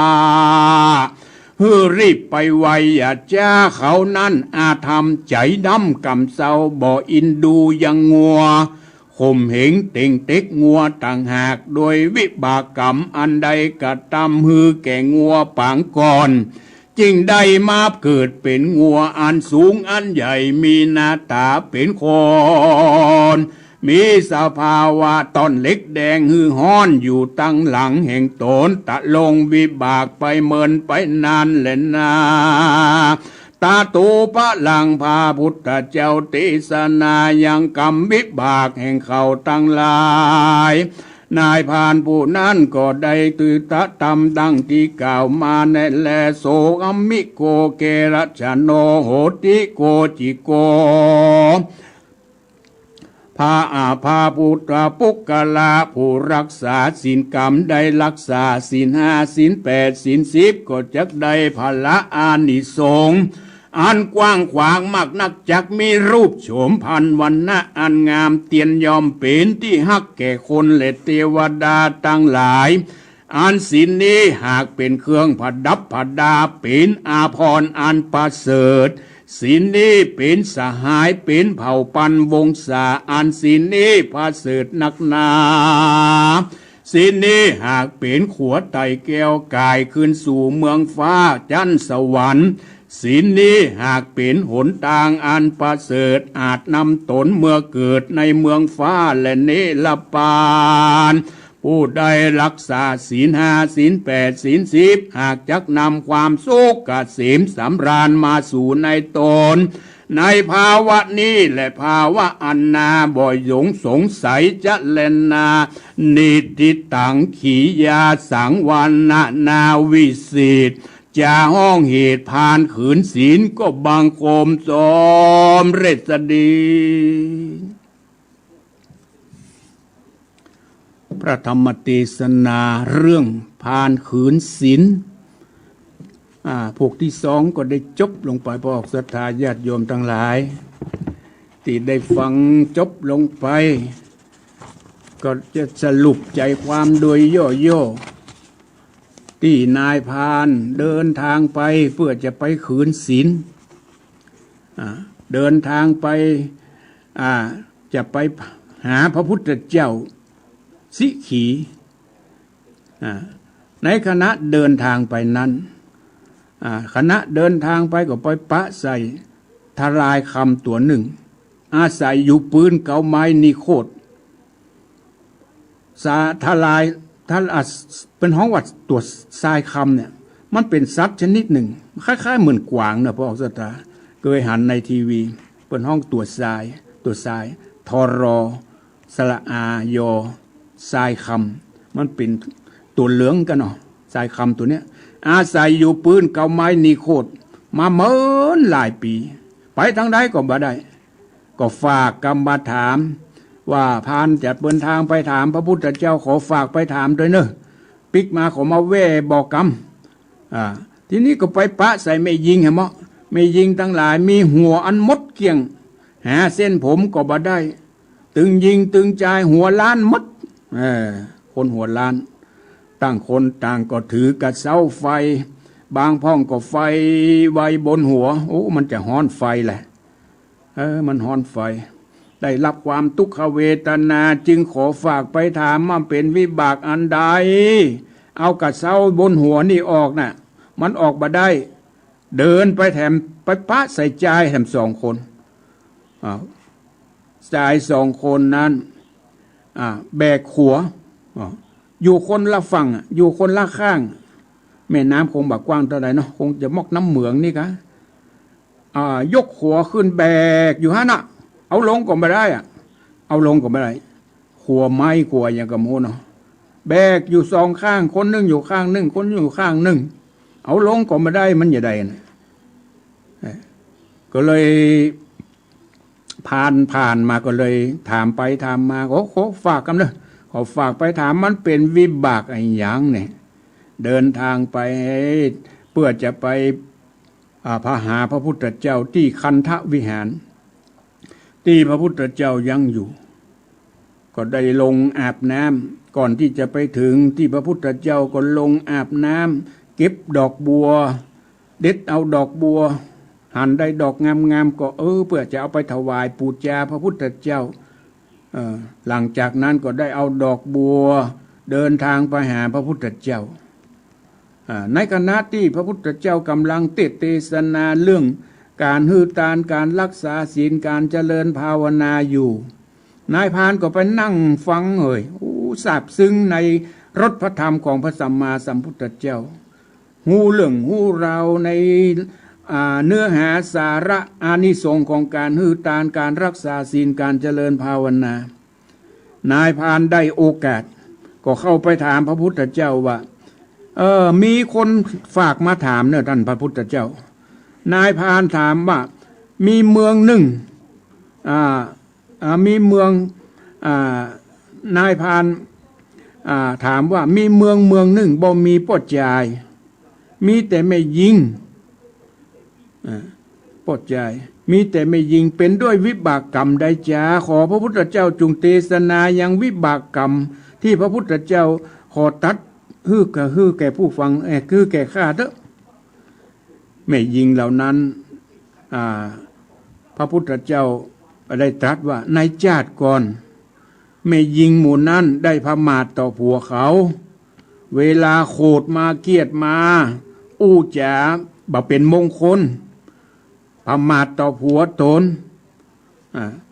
พมาทต่อผัวตนหาว่าผัวบ่มีน้ำยาอย่างเอาหมามาเป็นผัวจะดีกว่าว่าถึงขนาดนี้ผลสุดท้ายจึงบ่มี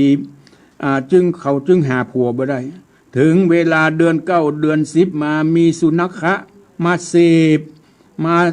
สมสู้กับเขาแล้วก็เกิดมาเป็นปอดจายมากินหมดถ้าเป็นลูกปอดจายมาครบกินหมด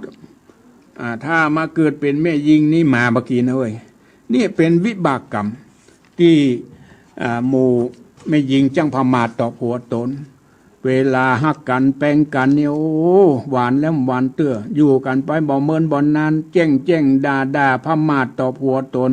เป็นวิบากกรรมเนอะพอกสตาญาติโยมทั้งหลายต่อมานายพรานได้ถามปัญหาที่จ้าง2 ตัวฝากมาถามว่าจ้าง2 ตัวจนกันมาเป็นเวลาหลายปีโอ้มันตึงจนกันอยู่หันแหละมันเป็นวิบากอย่างขอพระพุทธเจ้าจุงเทศนาคือข้าก็จะได้นำไปบอกคือจ้าง2 ตัวที่เปิ้นฝากมา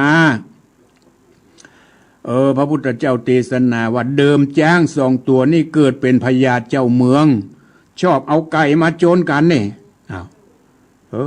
ชอบเอาไก่มาโจรกันพันนันกันหรอพันนันกันเลือดจนปย้อยเลือดจนปย้อยหัวชอบสนุกสนานด้วยเอาไก่มาโจรกันหัวจุพเถกจ้าง2 ตัวเลยกลายมาพญาเจ้าเมืองเลยกลายเป็นเกิดมาเป็นจ้างนะเป็นจ้างพญาเจ้าเมืองเกิดมาเป็นจ้างจนกันอยู่นะเลือดย้อยเลือดยั่งก็มายั่งกันด้วยวิบากกรรมดังกล่าวนายพรานถามปัญหาแต่ว่า2 ผัวเมียฝากมาถามว่ามันหาบเล็กอยู่ปอดใจก็หาบไปตั้งหน้าไม่ยิงก็หาบตัวหลังเป็นเวลาเมินนานขอท่านพระพุทธเจ้าจุงเทศนาไขปัญหานี้กันเถอะก็เพราะ2 คนญาติก่อนเขาได้เก็บสวยที่เปิ้นเข้ากาดเก็บสวยเก็บฐานนั่นข่มเฮงเต็งเต็กเอาป้อกาป้อขายเปิ้นบัดได้ขายหุบัดได้ขายหุไปเก็บเอาถาเอาก้าสวยละก้าสวยเปิ้นจะขายได้กำบัดได้ขายก้าเบาขอเก็บให้ก่อนบุ่นวายแม่ก้าแม่ขายเดือดร้อนบุ่นวายข่มเฮงเต็งเต็กเอา2 ผัวเมียเหล่านี้จึงไปได้รับกรรมได้หาบต้นเล็กแดงลุกเป็นไฟนี่ด้วยวิบากดังกล่าวเนอะนายพรานถามแถมว่ามียักษ์ตนหนึ่งเอามือกุมอันดะอันใหญ่คือกุมอวัยวะเพศของตนเองนั่นแหละเต็มไปด้วยน้ำเน่าน้ำหนองเหม็นไปทั่วป่าแล้วก็ยังดูดกินน้ำอันเน่าอันเหม็นนั้นอ่านแล้วน่ากิเลสจักเป็นวิบากสังจาพระพุทธเจ้ากล่าวว่าเป็นเพราะวิบากชาติก่อนได้เกิดเป็นพญาเจ้าเมืองเป็นคนทันนีขี้จิขี้เหนียวมีทรัพย์สมบัตินักมีความอยากได้ฝ่ายเดียวก็เกี่ยวเอาทรัพย์สมบัติมาเป็นสมบัติของตัวอย่างเดียวใบยอมแบ่งปันฮื้อไผใบยอมกินตานใบยอมเสียสละใบยอมฮื้อแก่คนทุกข์คนยากใบยอมมีการฮื้อตานมีความประมาท บ่มีศีลบ่มีธรรมกับตัวกับตนเกิดมาเป็นยักษ์มีอันนะอันเน่าอันเหม็นกินน้ำอันเน่าอันเหม็นทีนี้มีนายพรานก็ถามว่ามีแม่ยิงมีเมืองหนึ่งมีแม่ยิงนักกว่าพอใจด้วยบาปกรรมอันใดชาติก่อนพระพุทธเจ้าจึงตรัสว่าลักษณะอย่างอี้ก็ด้วยวิบากกรรมชาติก่อนเขาประมาทต่อเมียตนมักจมด่าฮือเมียของตนบ่อยากหันหน้าลูกหน้าเมียตนเกิดมาชาตินี้จริงมีแต่พอใจเอาละแก้ไขกันแล้วเนอะระหว่างพอใจก็ไม่ยิงคนละกรรมมาเกิดมาอยู่ตอนแรกก็ฮักกันดีต่อมาภายหลังหมู่บ้านเมินบ้านนั้นก็เบื่อหน่ายกันนะมั้งคราวนี้ปอดใจเบื่อหน่ายไม่ยิงจึงเมืองนั้นจึงหาไม่ยิงยากไม่ยิงน้อยนายพรานถามแถมว่าพระพุทธเจ้าว่าผมยังหัวบ่มีเลยคนบางคนเอาคบไฟวางอยู่บนหัวร้องร่ำไห้ไปมาเป็นที่เวทนาลำบากเป็นวิบากสังที่เขาทั้งหลายฝูงนั้นได้รับความทุกขเวทนา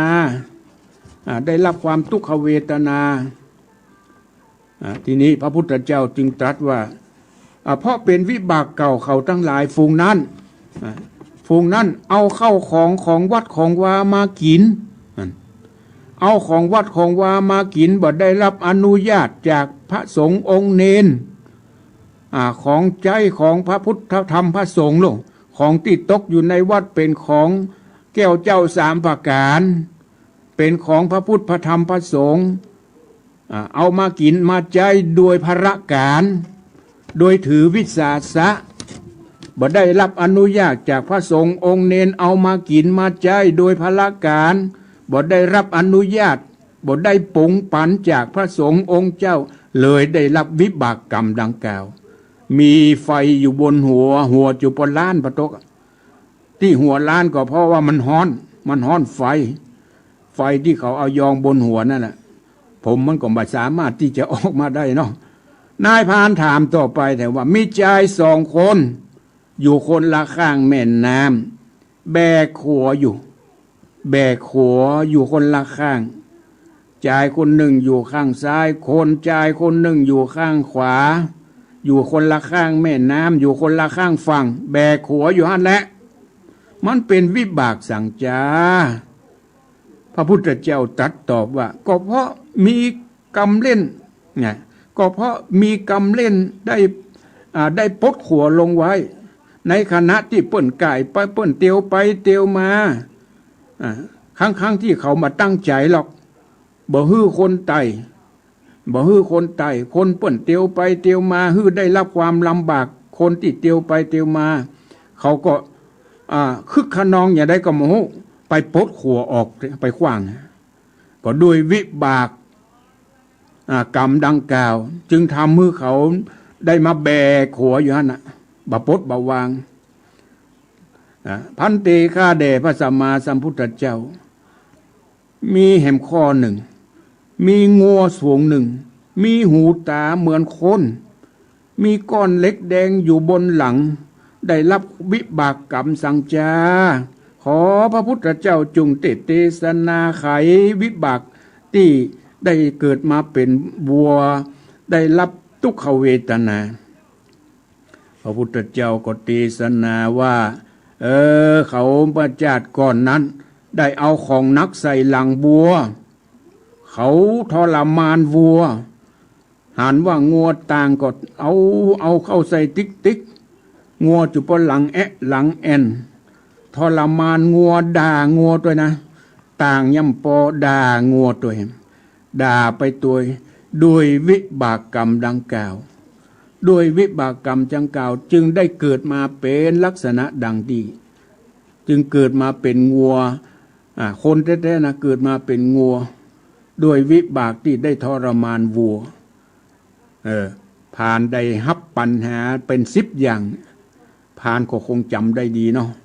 หลังจากที่จะเดินทางปิกก็จะไปแว่เป็นที่ไปบอกเป็นอย่างแกที่เขาได้ฝากมาแหละผ่านหลังจากที่ได้ไปฟังพระพุทธเจ้าไปฟังพระพุทธเจ้าแล้วก็บ่ได้คืนศีลสักคำหรอกบ่ได้คืนศีลสักคำว่าจะไปคืนศีลไปได้ยินพระพุทธเจ้ากล่าวถึงอานิสงส์ของการรักษาศีลเมตตาภาวนามีความปลื้มปิติยินดีมีความเลื่อมใสศรัทธาในพระสัมมาสัมพุทธเจ้าผ่านฟังพระธรรมเทศนาแล้วบ่ได้คืนศีลสักคำแล้วก็ปิกคืนมาบอกแก่ผู้ที่เขาฝากไปถามยังวิบากต่างๆนายพรานก็ปิกมายังที่เมียของตนจะอยู่ได้ก็ได้อยู่ไม่ได้ก็ต้องแยกกันไปโดยจะมาคืนศีลบ่ได้ต้องปฏิบัติเพื่อความสุขความเจริญทั้งภพนี้และภพหน้าเพื่อความเจริญงอกงามอันเป็นสมบัติภายในถึงชาตินี้เฮาบ่มีสมบัติภายนอกแต่ขอให้มีสมบัติภายในที่จะเตรียมไว้เป็นเสบียงเป็นอาภรณ์ที่จะเป็นเครื่องเดินทางเป็นเสบียงเดินทางเป็นอาภรณ์อันประดับฮือความงดงามในภายภาคหน้าต่อไปพามมีความเข้าใจที่ได้ฟังพระพุทธเจ้าได้เทศนาฮือแก่ปริษัททั้งสี่ฟังดันเริ่มใสศรัทธาถามปัญหาเสร็จเรียบร้อยแล้วก็ปิกขึ้นมาสู่ยังเมืองแห่งตนพระธรรมเทศนาเรื่องผ่านคืนศีลก็จบลงเพียงแค่นี้บอกสตาญาติโยมทั้งหลาย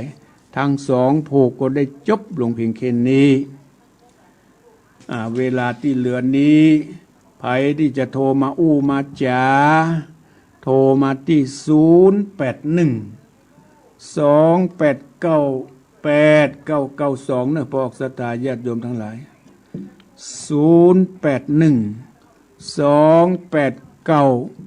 0812898992ฟังกันอยู่ที่ไหนฟังกันชัดเจนหรือไม่แจ้งผลการรับฟังในค่ำนี้บ่ายนี้บอกศรัทธาญาติโยมทั้งหลายวันนี้ได้ฟังพระธรรมเทศนาเรื่องผ่านคืนศีลบอกศรัทธาญาติโยมทั้งหลายภายพ้องที่จะคิดว่าจะคืนศีลกลับใจเห็นเนอะศีลเป็นเครื่องอาภรณ์เป็นเครื่องประดับประดาเป็นอาภรณ์หอมตึงภพนี้หอมตึงภพหน้าหอมไปถึงโลกหน้าตัวเป็นอาภรณ์เป็นเครื่องประดับประดาที่งดงามร่างกายจะบางงามแต่ถ้ามีศีลจิตใจประกอบไปด้วยศีลด้วยธรรมเจริญปอนครับภาษาครับวันนี้เต็มอกเต็มใจเนาะป้าน้อย2 ผูก 11 ปัญหา11กะจะใจแต่วันนี้บาลอค้างคำแล้วจะเป็นกวางคำแล้วเนาะกวางคำมันเป็นห้องว่าทรายตัวทรายมันคำก็น่ากะกวางฟ้าน่ากะอันกะก็กวางถ้าทรายคำนี่นะไปกบห้องกวางน่ะกะทรายคำกับฟานนั่นแล้วน่ะฟานกะครับผมเอาฟานขอบคุณป้าน้อยชัดเจนดีเนาะขอบคุณป้าน้อยปานเนอร์ครับผมกับภาษาครับผมบุญรักษาอยู่ดีมีสุขป้าน้อยปั่นมโนครบ้านเสาหินอำเภอฝางจังหวัดเชียงจังหวัดเชียงใหม่ป้าน้อยเจริญปอนภาษาเจ้าแม่หลวงสายฝนฟังชัดเจนเนาะวันนี้ไปวัดก่อนไปฟังธรรมที่วัดก่อนฟังธรรมที่วัดเราเข้าปิกมาตันอยู่เนาะดีละได้ฟังหลายตีหลายตางได้ฟังอยู่ชื่อใจแท้ดีละขอบคุณเนอะบุญรักษาอยู่ดีมีสุขไม่หลวงสายฝนจันกุลนะบ้านหนองผ้าขาวเจริญปอนไม่ตุกะเดี๋ยวปิกบ้านแล้วกะยังอยู่ละปูนอยู่ยังบ้านอยู่ละปูนอยู่เนาะอยู่กับลูกกับหลานเนาะอยู่กับหลานนะกับหลานได้เข้าโรงเรียน ม่วนว่ะอยู่ละปูนอ่ะฮะ อยู่ได้เคยอยู่บ้านไปที่ไหนก็ได้ในอันนี้อยู่ห้องได้อยู่ห้องเจ้าก็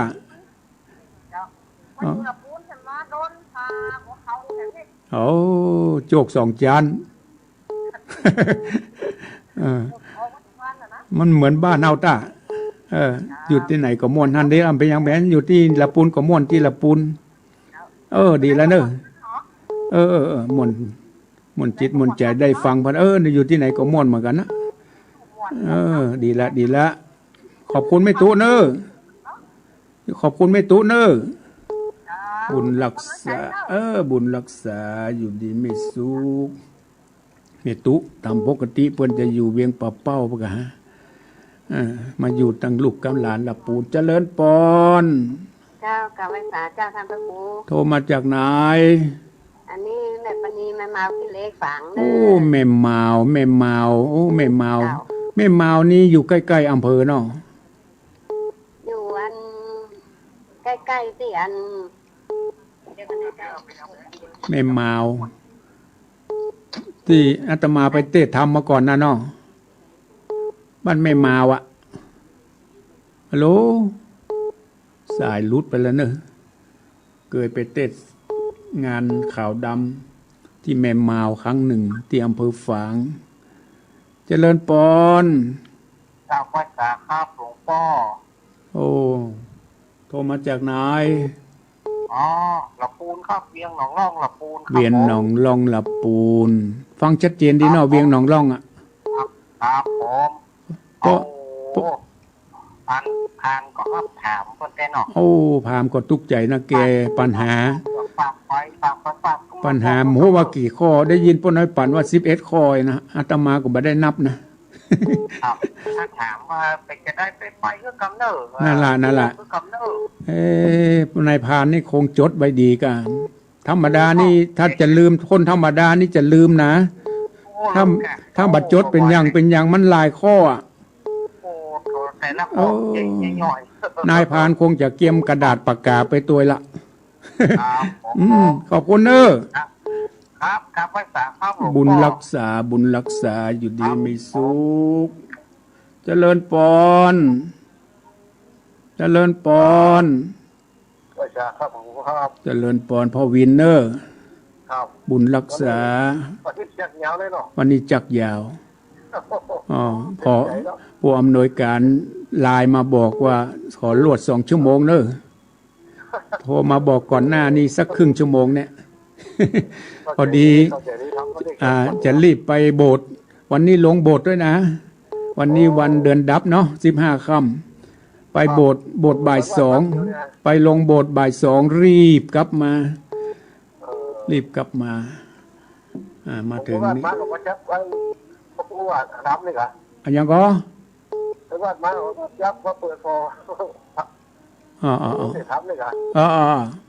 มาก่อนบ่าย3 15 นาทีมา15 นาทีก็มาเปิดคอมได้ตันอยู่ขอบคุณพ่อวินเนอร์บุญรักษาอยู่ดีมีสุขใครอยู่ที่ไหนเจริญปอนตะเกียนที่มันรุดไปนะกะเจ้ารุดไปกะเจ้ารุดไปเมินก่อปณีฝังอันบ้านมาพี่เล็กกันนะเจ้าไม่นี่รุดไปกะเจ้ามันรุดไปอ่ะที่อยู่ไม่เมานะปิกมาได้อยู่เนาะเจ้า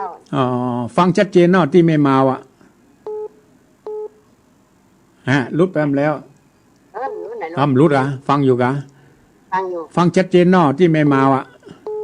เจ้าชัดเจนนี้เจ้า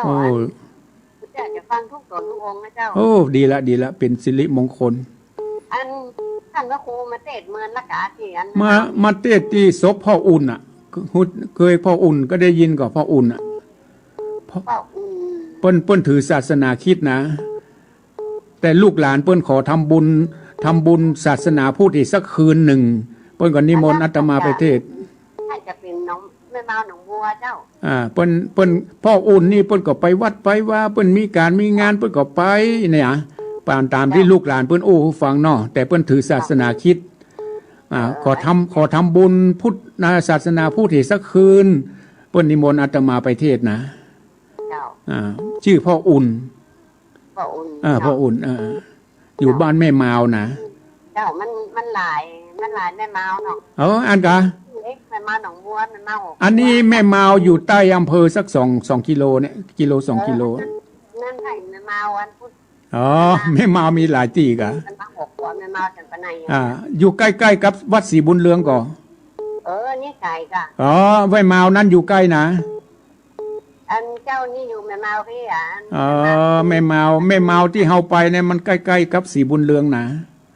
อันนั้นจะเป็นแม่เมาพุธเมียเนาะวันหัวแม่เมาจังปะไหนว่าโอ้ดีละขอบคุณแม่เน้อเจ้าบุญรักษาอยู่ดีมีสุขสาธุเจ้าดีละเกิดไปครั้งหนึ่งที่แม่มาวไปเทศนาในงานข่าวดำพอศรัทธาญาติโยมทั้งหลายได้ฟังพระธรรมเทศนาได้ฟังปัญหาหลายอย่างหลายรสหลายชาติปัญหาเหล่านั้นอาจจะเป็นข้อเตือนสติแก่เฮาท่านทั้งหลายคนที่ได้ปฏิบัติบัถูกต้องบางครั้งอาจจะทำไปด้วยความตั้งใจก็ตามบัดตั้งใจก็ตามได้ประมาทต่อผัวก็ตามได้ประมาทต่อเมียก็ตามมีการสุมากาละวะกันเมื่อยังมีชีวิตอยู่อย่าได้เป็นบาปเป็นกรรมเนอะเกิดไปจัดหน้าจะได้เป็นอย่างธรรมขอสุมากันเนี่ยบัดได้ไปสุมากันตอน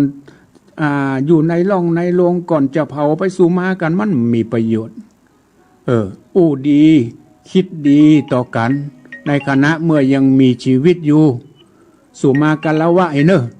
ไผได้ปักล่ำกำเหลือต่อผัวต่อเมียได้พมาทต่อกันขอสุมาให้เนอะสูเนอะอย่าได้เป็นบาปเป็นกรรมกันเนอะเจริญปอนข้าวิสาเจ้าโทรมาจากไหนจากปะบงในฝั่งเจ้าปะบงติกาท่านกะไกติกาปะบงเนี่ยเจ้าเคยโทรมาเหมือนกันเนาะเคยกะเจ้าที่อันพ่อวัดกี้นี่อันที่บ้านอาจารย์ปณีเขาน่ะกะเจ้าอันกะเคยอาจารย์ปณีน่ะเกษตรนะเนาะอันกะเจ้าที่พ่ออุ่นเคยจำได้เนาะเจ้า10 กว่าปีแล้วนะบนเพิ่นถือศาสนาอื่นศาสนาคริสต์นั่นแหละลูกหลานเพิ่นขอทำบุญพูดสักคืนเนี่ยเพิ่นเคยไปร่วมงานวัดบ้านแม่แต่ไกลๆอุ้ยแม่จำได้อยู่ดีละทบทวนความจำขอบคุณบุญรักษาอยู่ดีมีสุขบุญรักษาเจริญปอนโทรมาจากไหนแม่ปูคาสันกำแพงเนาะฟังชัดเจนดีเนาะที่แม่ปูคาชัดเจนเลย104นะ104ฟังใบไก่ได้สะดวกสบายเป็นบุญเป็นคุณ104ฟังได้ชัดเจนฟัง2 โพกรวดนะ2 โพกรวดวันเนี้ยรับจากชั่วโมงที่2ตัวพอเปิ้นติดภารกิจธุรกิจทำเปิ้นทำติดศาสนกิจทุกเจ้าก็มีวันนี้วันพระด้วยเนาะอาจจะมีการประชุมมีการลงโบสถกันก็เลยแตนกันไปเป็นยังว่างๆก็แตนกันไปโชคดีวันนี้ได้ฟัง2 โพกโชคดีกะขอบคุณเนอะบุญรักษาอยู่ดีมีสุขทุกเจ้าพระเนนก็มีศาสนกิจต่างคนต่างไปว่างก็ทำกันไปเจริญปอนไหว้สาเจ้านะพระครูแม่จันฟังชัดเจนดีเนาะเจ้าพันนี่ความจำมันดีเนาะนั่นแหละจำดีแต่สมองดีผู้พานคนนายพานคนเนี้ยถึงจะเป็นนายพานรับปัญหาไปถึง11 ข้อตอนนี้ก็สมมุตินี้ชัวว่าไปอะใจความจำแตะเนาะความจำดีไปถามไม่จำได้หมดนั่นแหละ วันนักแกเนี่ย เจ้า เออ พระครู ขอบคุณแม่จันเนอร์ เจ้าไหว้สาเจ้า บุญรักษาอยู่ดีมีสุขแม่จันเรือนใสบ้านตาการเปิ้นก็ฟังอยู่ ฟังแล้วได้สาระได้ประโยชน์ อย่างที่กล่าวมันอย่างที่ว่าเมื่อกี้ไผที่ยังบัดได้สุมากาลวะ ต่อพ่อต่อแม่ก็ดี สุมากาลวะที่ได้ประมาทปากล่ำกำเหลือต่อผัวต่อเมียก็ดีสุมากาลวะ ต่อกันเนี่ยฮับปากแข่กัน ว่าข้าขอโทษเนอที่ได้ปากล่ำกำเหลือ ถ้าบ่ได้กล้าว่าต่อหน้า ก็ว่ารับหลังได้ เวลาผัวก็ดีนอนเมียก็ดีกำลังรับกำลังนอนอยู่ เอาสวยดอกไปวางไว้ข้างๆข้าสมมาเลยข้าขอสุมาเนออย่าได้เป็นบาปเป็นกรรมเนอเกิดมาชาติหน้าขอมีบุญวาสนาก็ได้มาปะมาพบ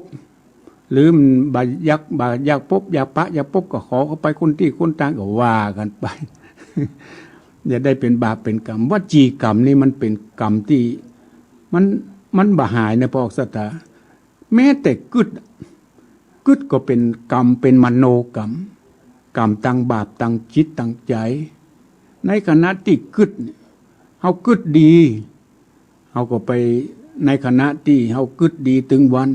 ย่อมไปสู่ที่ดีที่งามถ้ากึดบัดดีบัดดักนี่พระสัตตาญาติโยมทั้งหลายก็ไปสู่ในภพภูมิที่บัดดีมางามเนี่ยเป็นมโนกรรมถ้ากึดดีก็เป็นกุศมโนเป็นกรรมในทางเป็นกุศลถ้ากึดบัดดีก็เป็นอกุศลอู้จ๋าในสิ่งที่เป็นในที่ดีที่งามอู้ที่เป็นมงคลก็เป็นกุศลกรรมในด้านในทางวจีกรรมถ้าอูจ๋าเจ่งด่ามันฮ้อนมันไหมถึงพบนี้จัดนี้เป็นวจีกรรมทุจริตเป็นกรรมที่ฮ้อนให้ทำให้เป็นเปิ้นฮ้องว่าอกุศลกรรมในทางในด้านวจีกรรมส่วนกรรมในด้านร่างกายกายกรรมถ้าการปฏิบัติในทางกายบ่เคยฆ่าสัตว์แต่มีจิตใจเมตตาโอบอ้อมอารีช่วยเหลือมนุษย์ช่วยเหลือสัตว์ช่วยเหลือคนช่วยเหลือหมูเหลือหมาช่วยเหลือที่ตกทุกข์ได้ยากตกลำบากหันหมาหันแมวเจ็บป่วยถูกรถชนอย่างนี้เป็นต้นเข้าไปช่วยพยาบาลรักษาดูแลว่าคนว่าสัตว์มีจิตใจเมตตาฮักกรุณาสงสารอบอ้อมอารีต่อสรรพสัตว์ทั้งหลายบอกว่ามนุษย์และสัตว์เดรัจฉานนี่เป็นห้องว่าประกอบไปโดยกายกรรมเข้าไปช่วยเข้าไปพอเข้าไปก่อยกายกรรมการกระทำทางกายบัฆ่าสัตว์บัทรมานสัตว์อย่างนี้เป็นต้นถือว่าล้วนแล้วแต่เป็นทางกายแม้แต่การสูบเสพดื่มก็เป็นการกระทำทางกายนะบอกสตายกตัวอย่างเช่นการสูบเสพของมึนเมาเนี่ยเป็นการกระทำบัดดีในทางกายไม่ใช่ว่าวาจานะการสูบเสพดื่มสูบสิ่งของที่จะทำให้มึนเมาที่จะทำให้เสียสติขาดสติเนี่ยล้วนแล้วแต่เป็นการกระทำความชั่วทางกายไม่ใช่ว่าทางวาจาก็มีพูดปดพูดส่อเสียดอู้กำหยาบกำเจ่งกำด่าอย่างนี้เป็นต้นเป็นกรรมเป็นในทางวจีกรรมเจริญปอนอันนี้ไผ่กอนี่ไผ่กอเป็นยกตัวอย่างสิ ป้นน้อยเป่งเนาะ ก็น้อยเป็นแต่ต้นเบอร์ไม่อาย ป้นน้อยเป่งก็ว่าป้นน้อยแปง ก็ได้เป็น ป้นน้อยเป่งเนี่ยอยู่ไม่อายเนาะป้นน้อยอายุเท่าใดล่ะป้นน้อยอายุเท่าใดล่ะ ล้วนแล้วความทาง ป้นน้อยบัดปิดป้นน้อยลีวิทยุให้หน่อยกะลีวิทยุล่ะ วาจาของมีพูด พ่อน้อยพ่อน้อยเปิดวิทยุแข่งกันเนี่ยแข่งพ่อน้อยฟังชัดเจนดีเนาะ โอ้ชัดเจนดี โอ้ชัดเจนดี โอ้จะแม่โตน โอ้ดีละเป็นสิริมงคล เป็นธรรมะ โทรไม่ได้มากกับจึงอันกระตันไปหรอก โอ้ดีละวันนี้ตัน นะวันนี้ตันหน่อยวันนี้มีเวลาหนักอีก ขอบคุณพ่อน้อยเปงเนอะ อยู่ เพลงนี่ดอก พ่อน้อยเปงอยู่แม่อายเนาะบ้านอย่างก็ บ้านห้องห้าน้อยไม่อาย แม่ห้องแห่แม่อาย15ครับ 85ล่ะโอ้ร่างกายสมบูรณ์แข็งแรงบุญรักษาเนอะพ่อน้อยเนอะ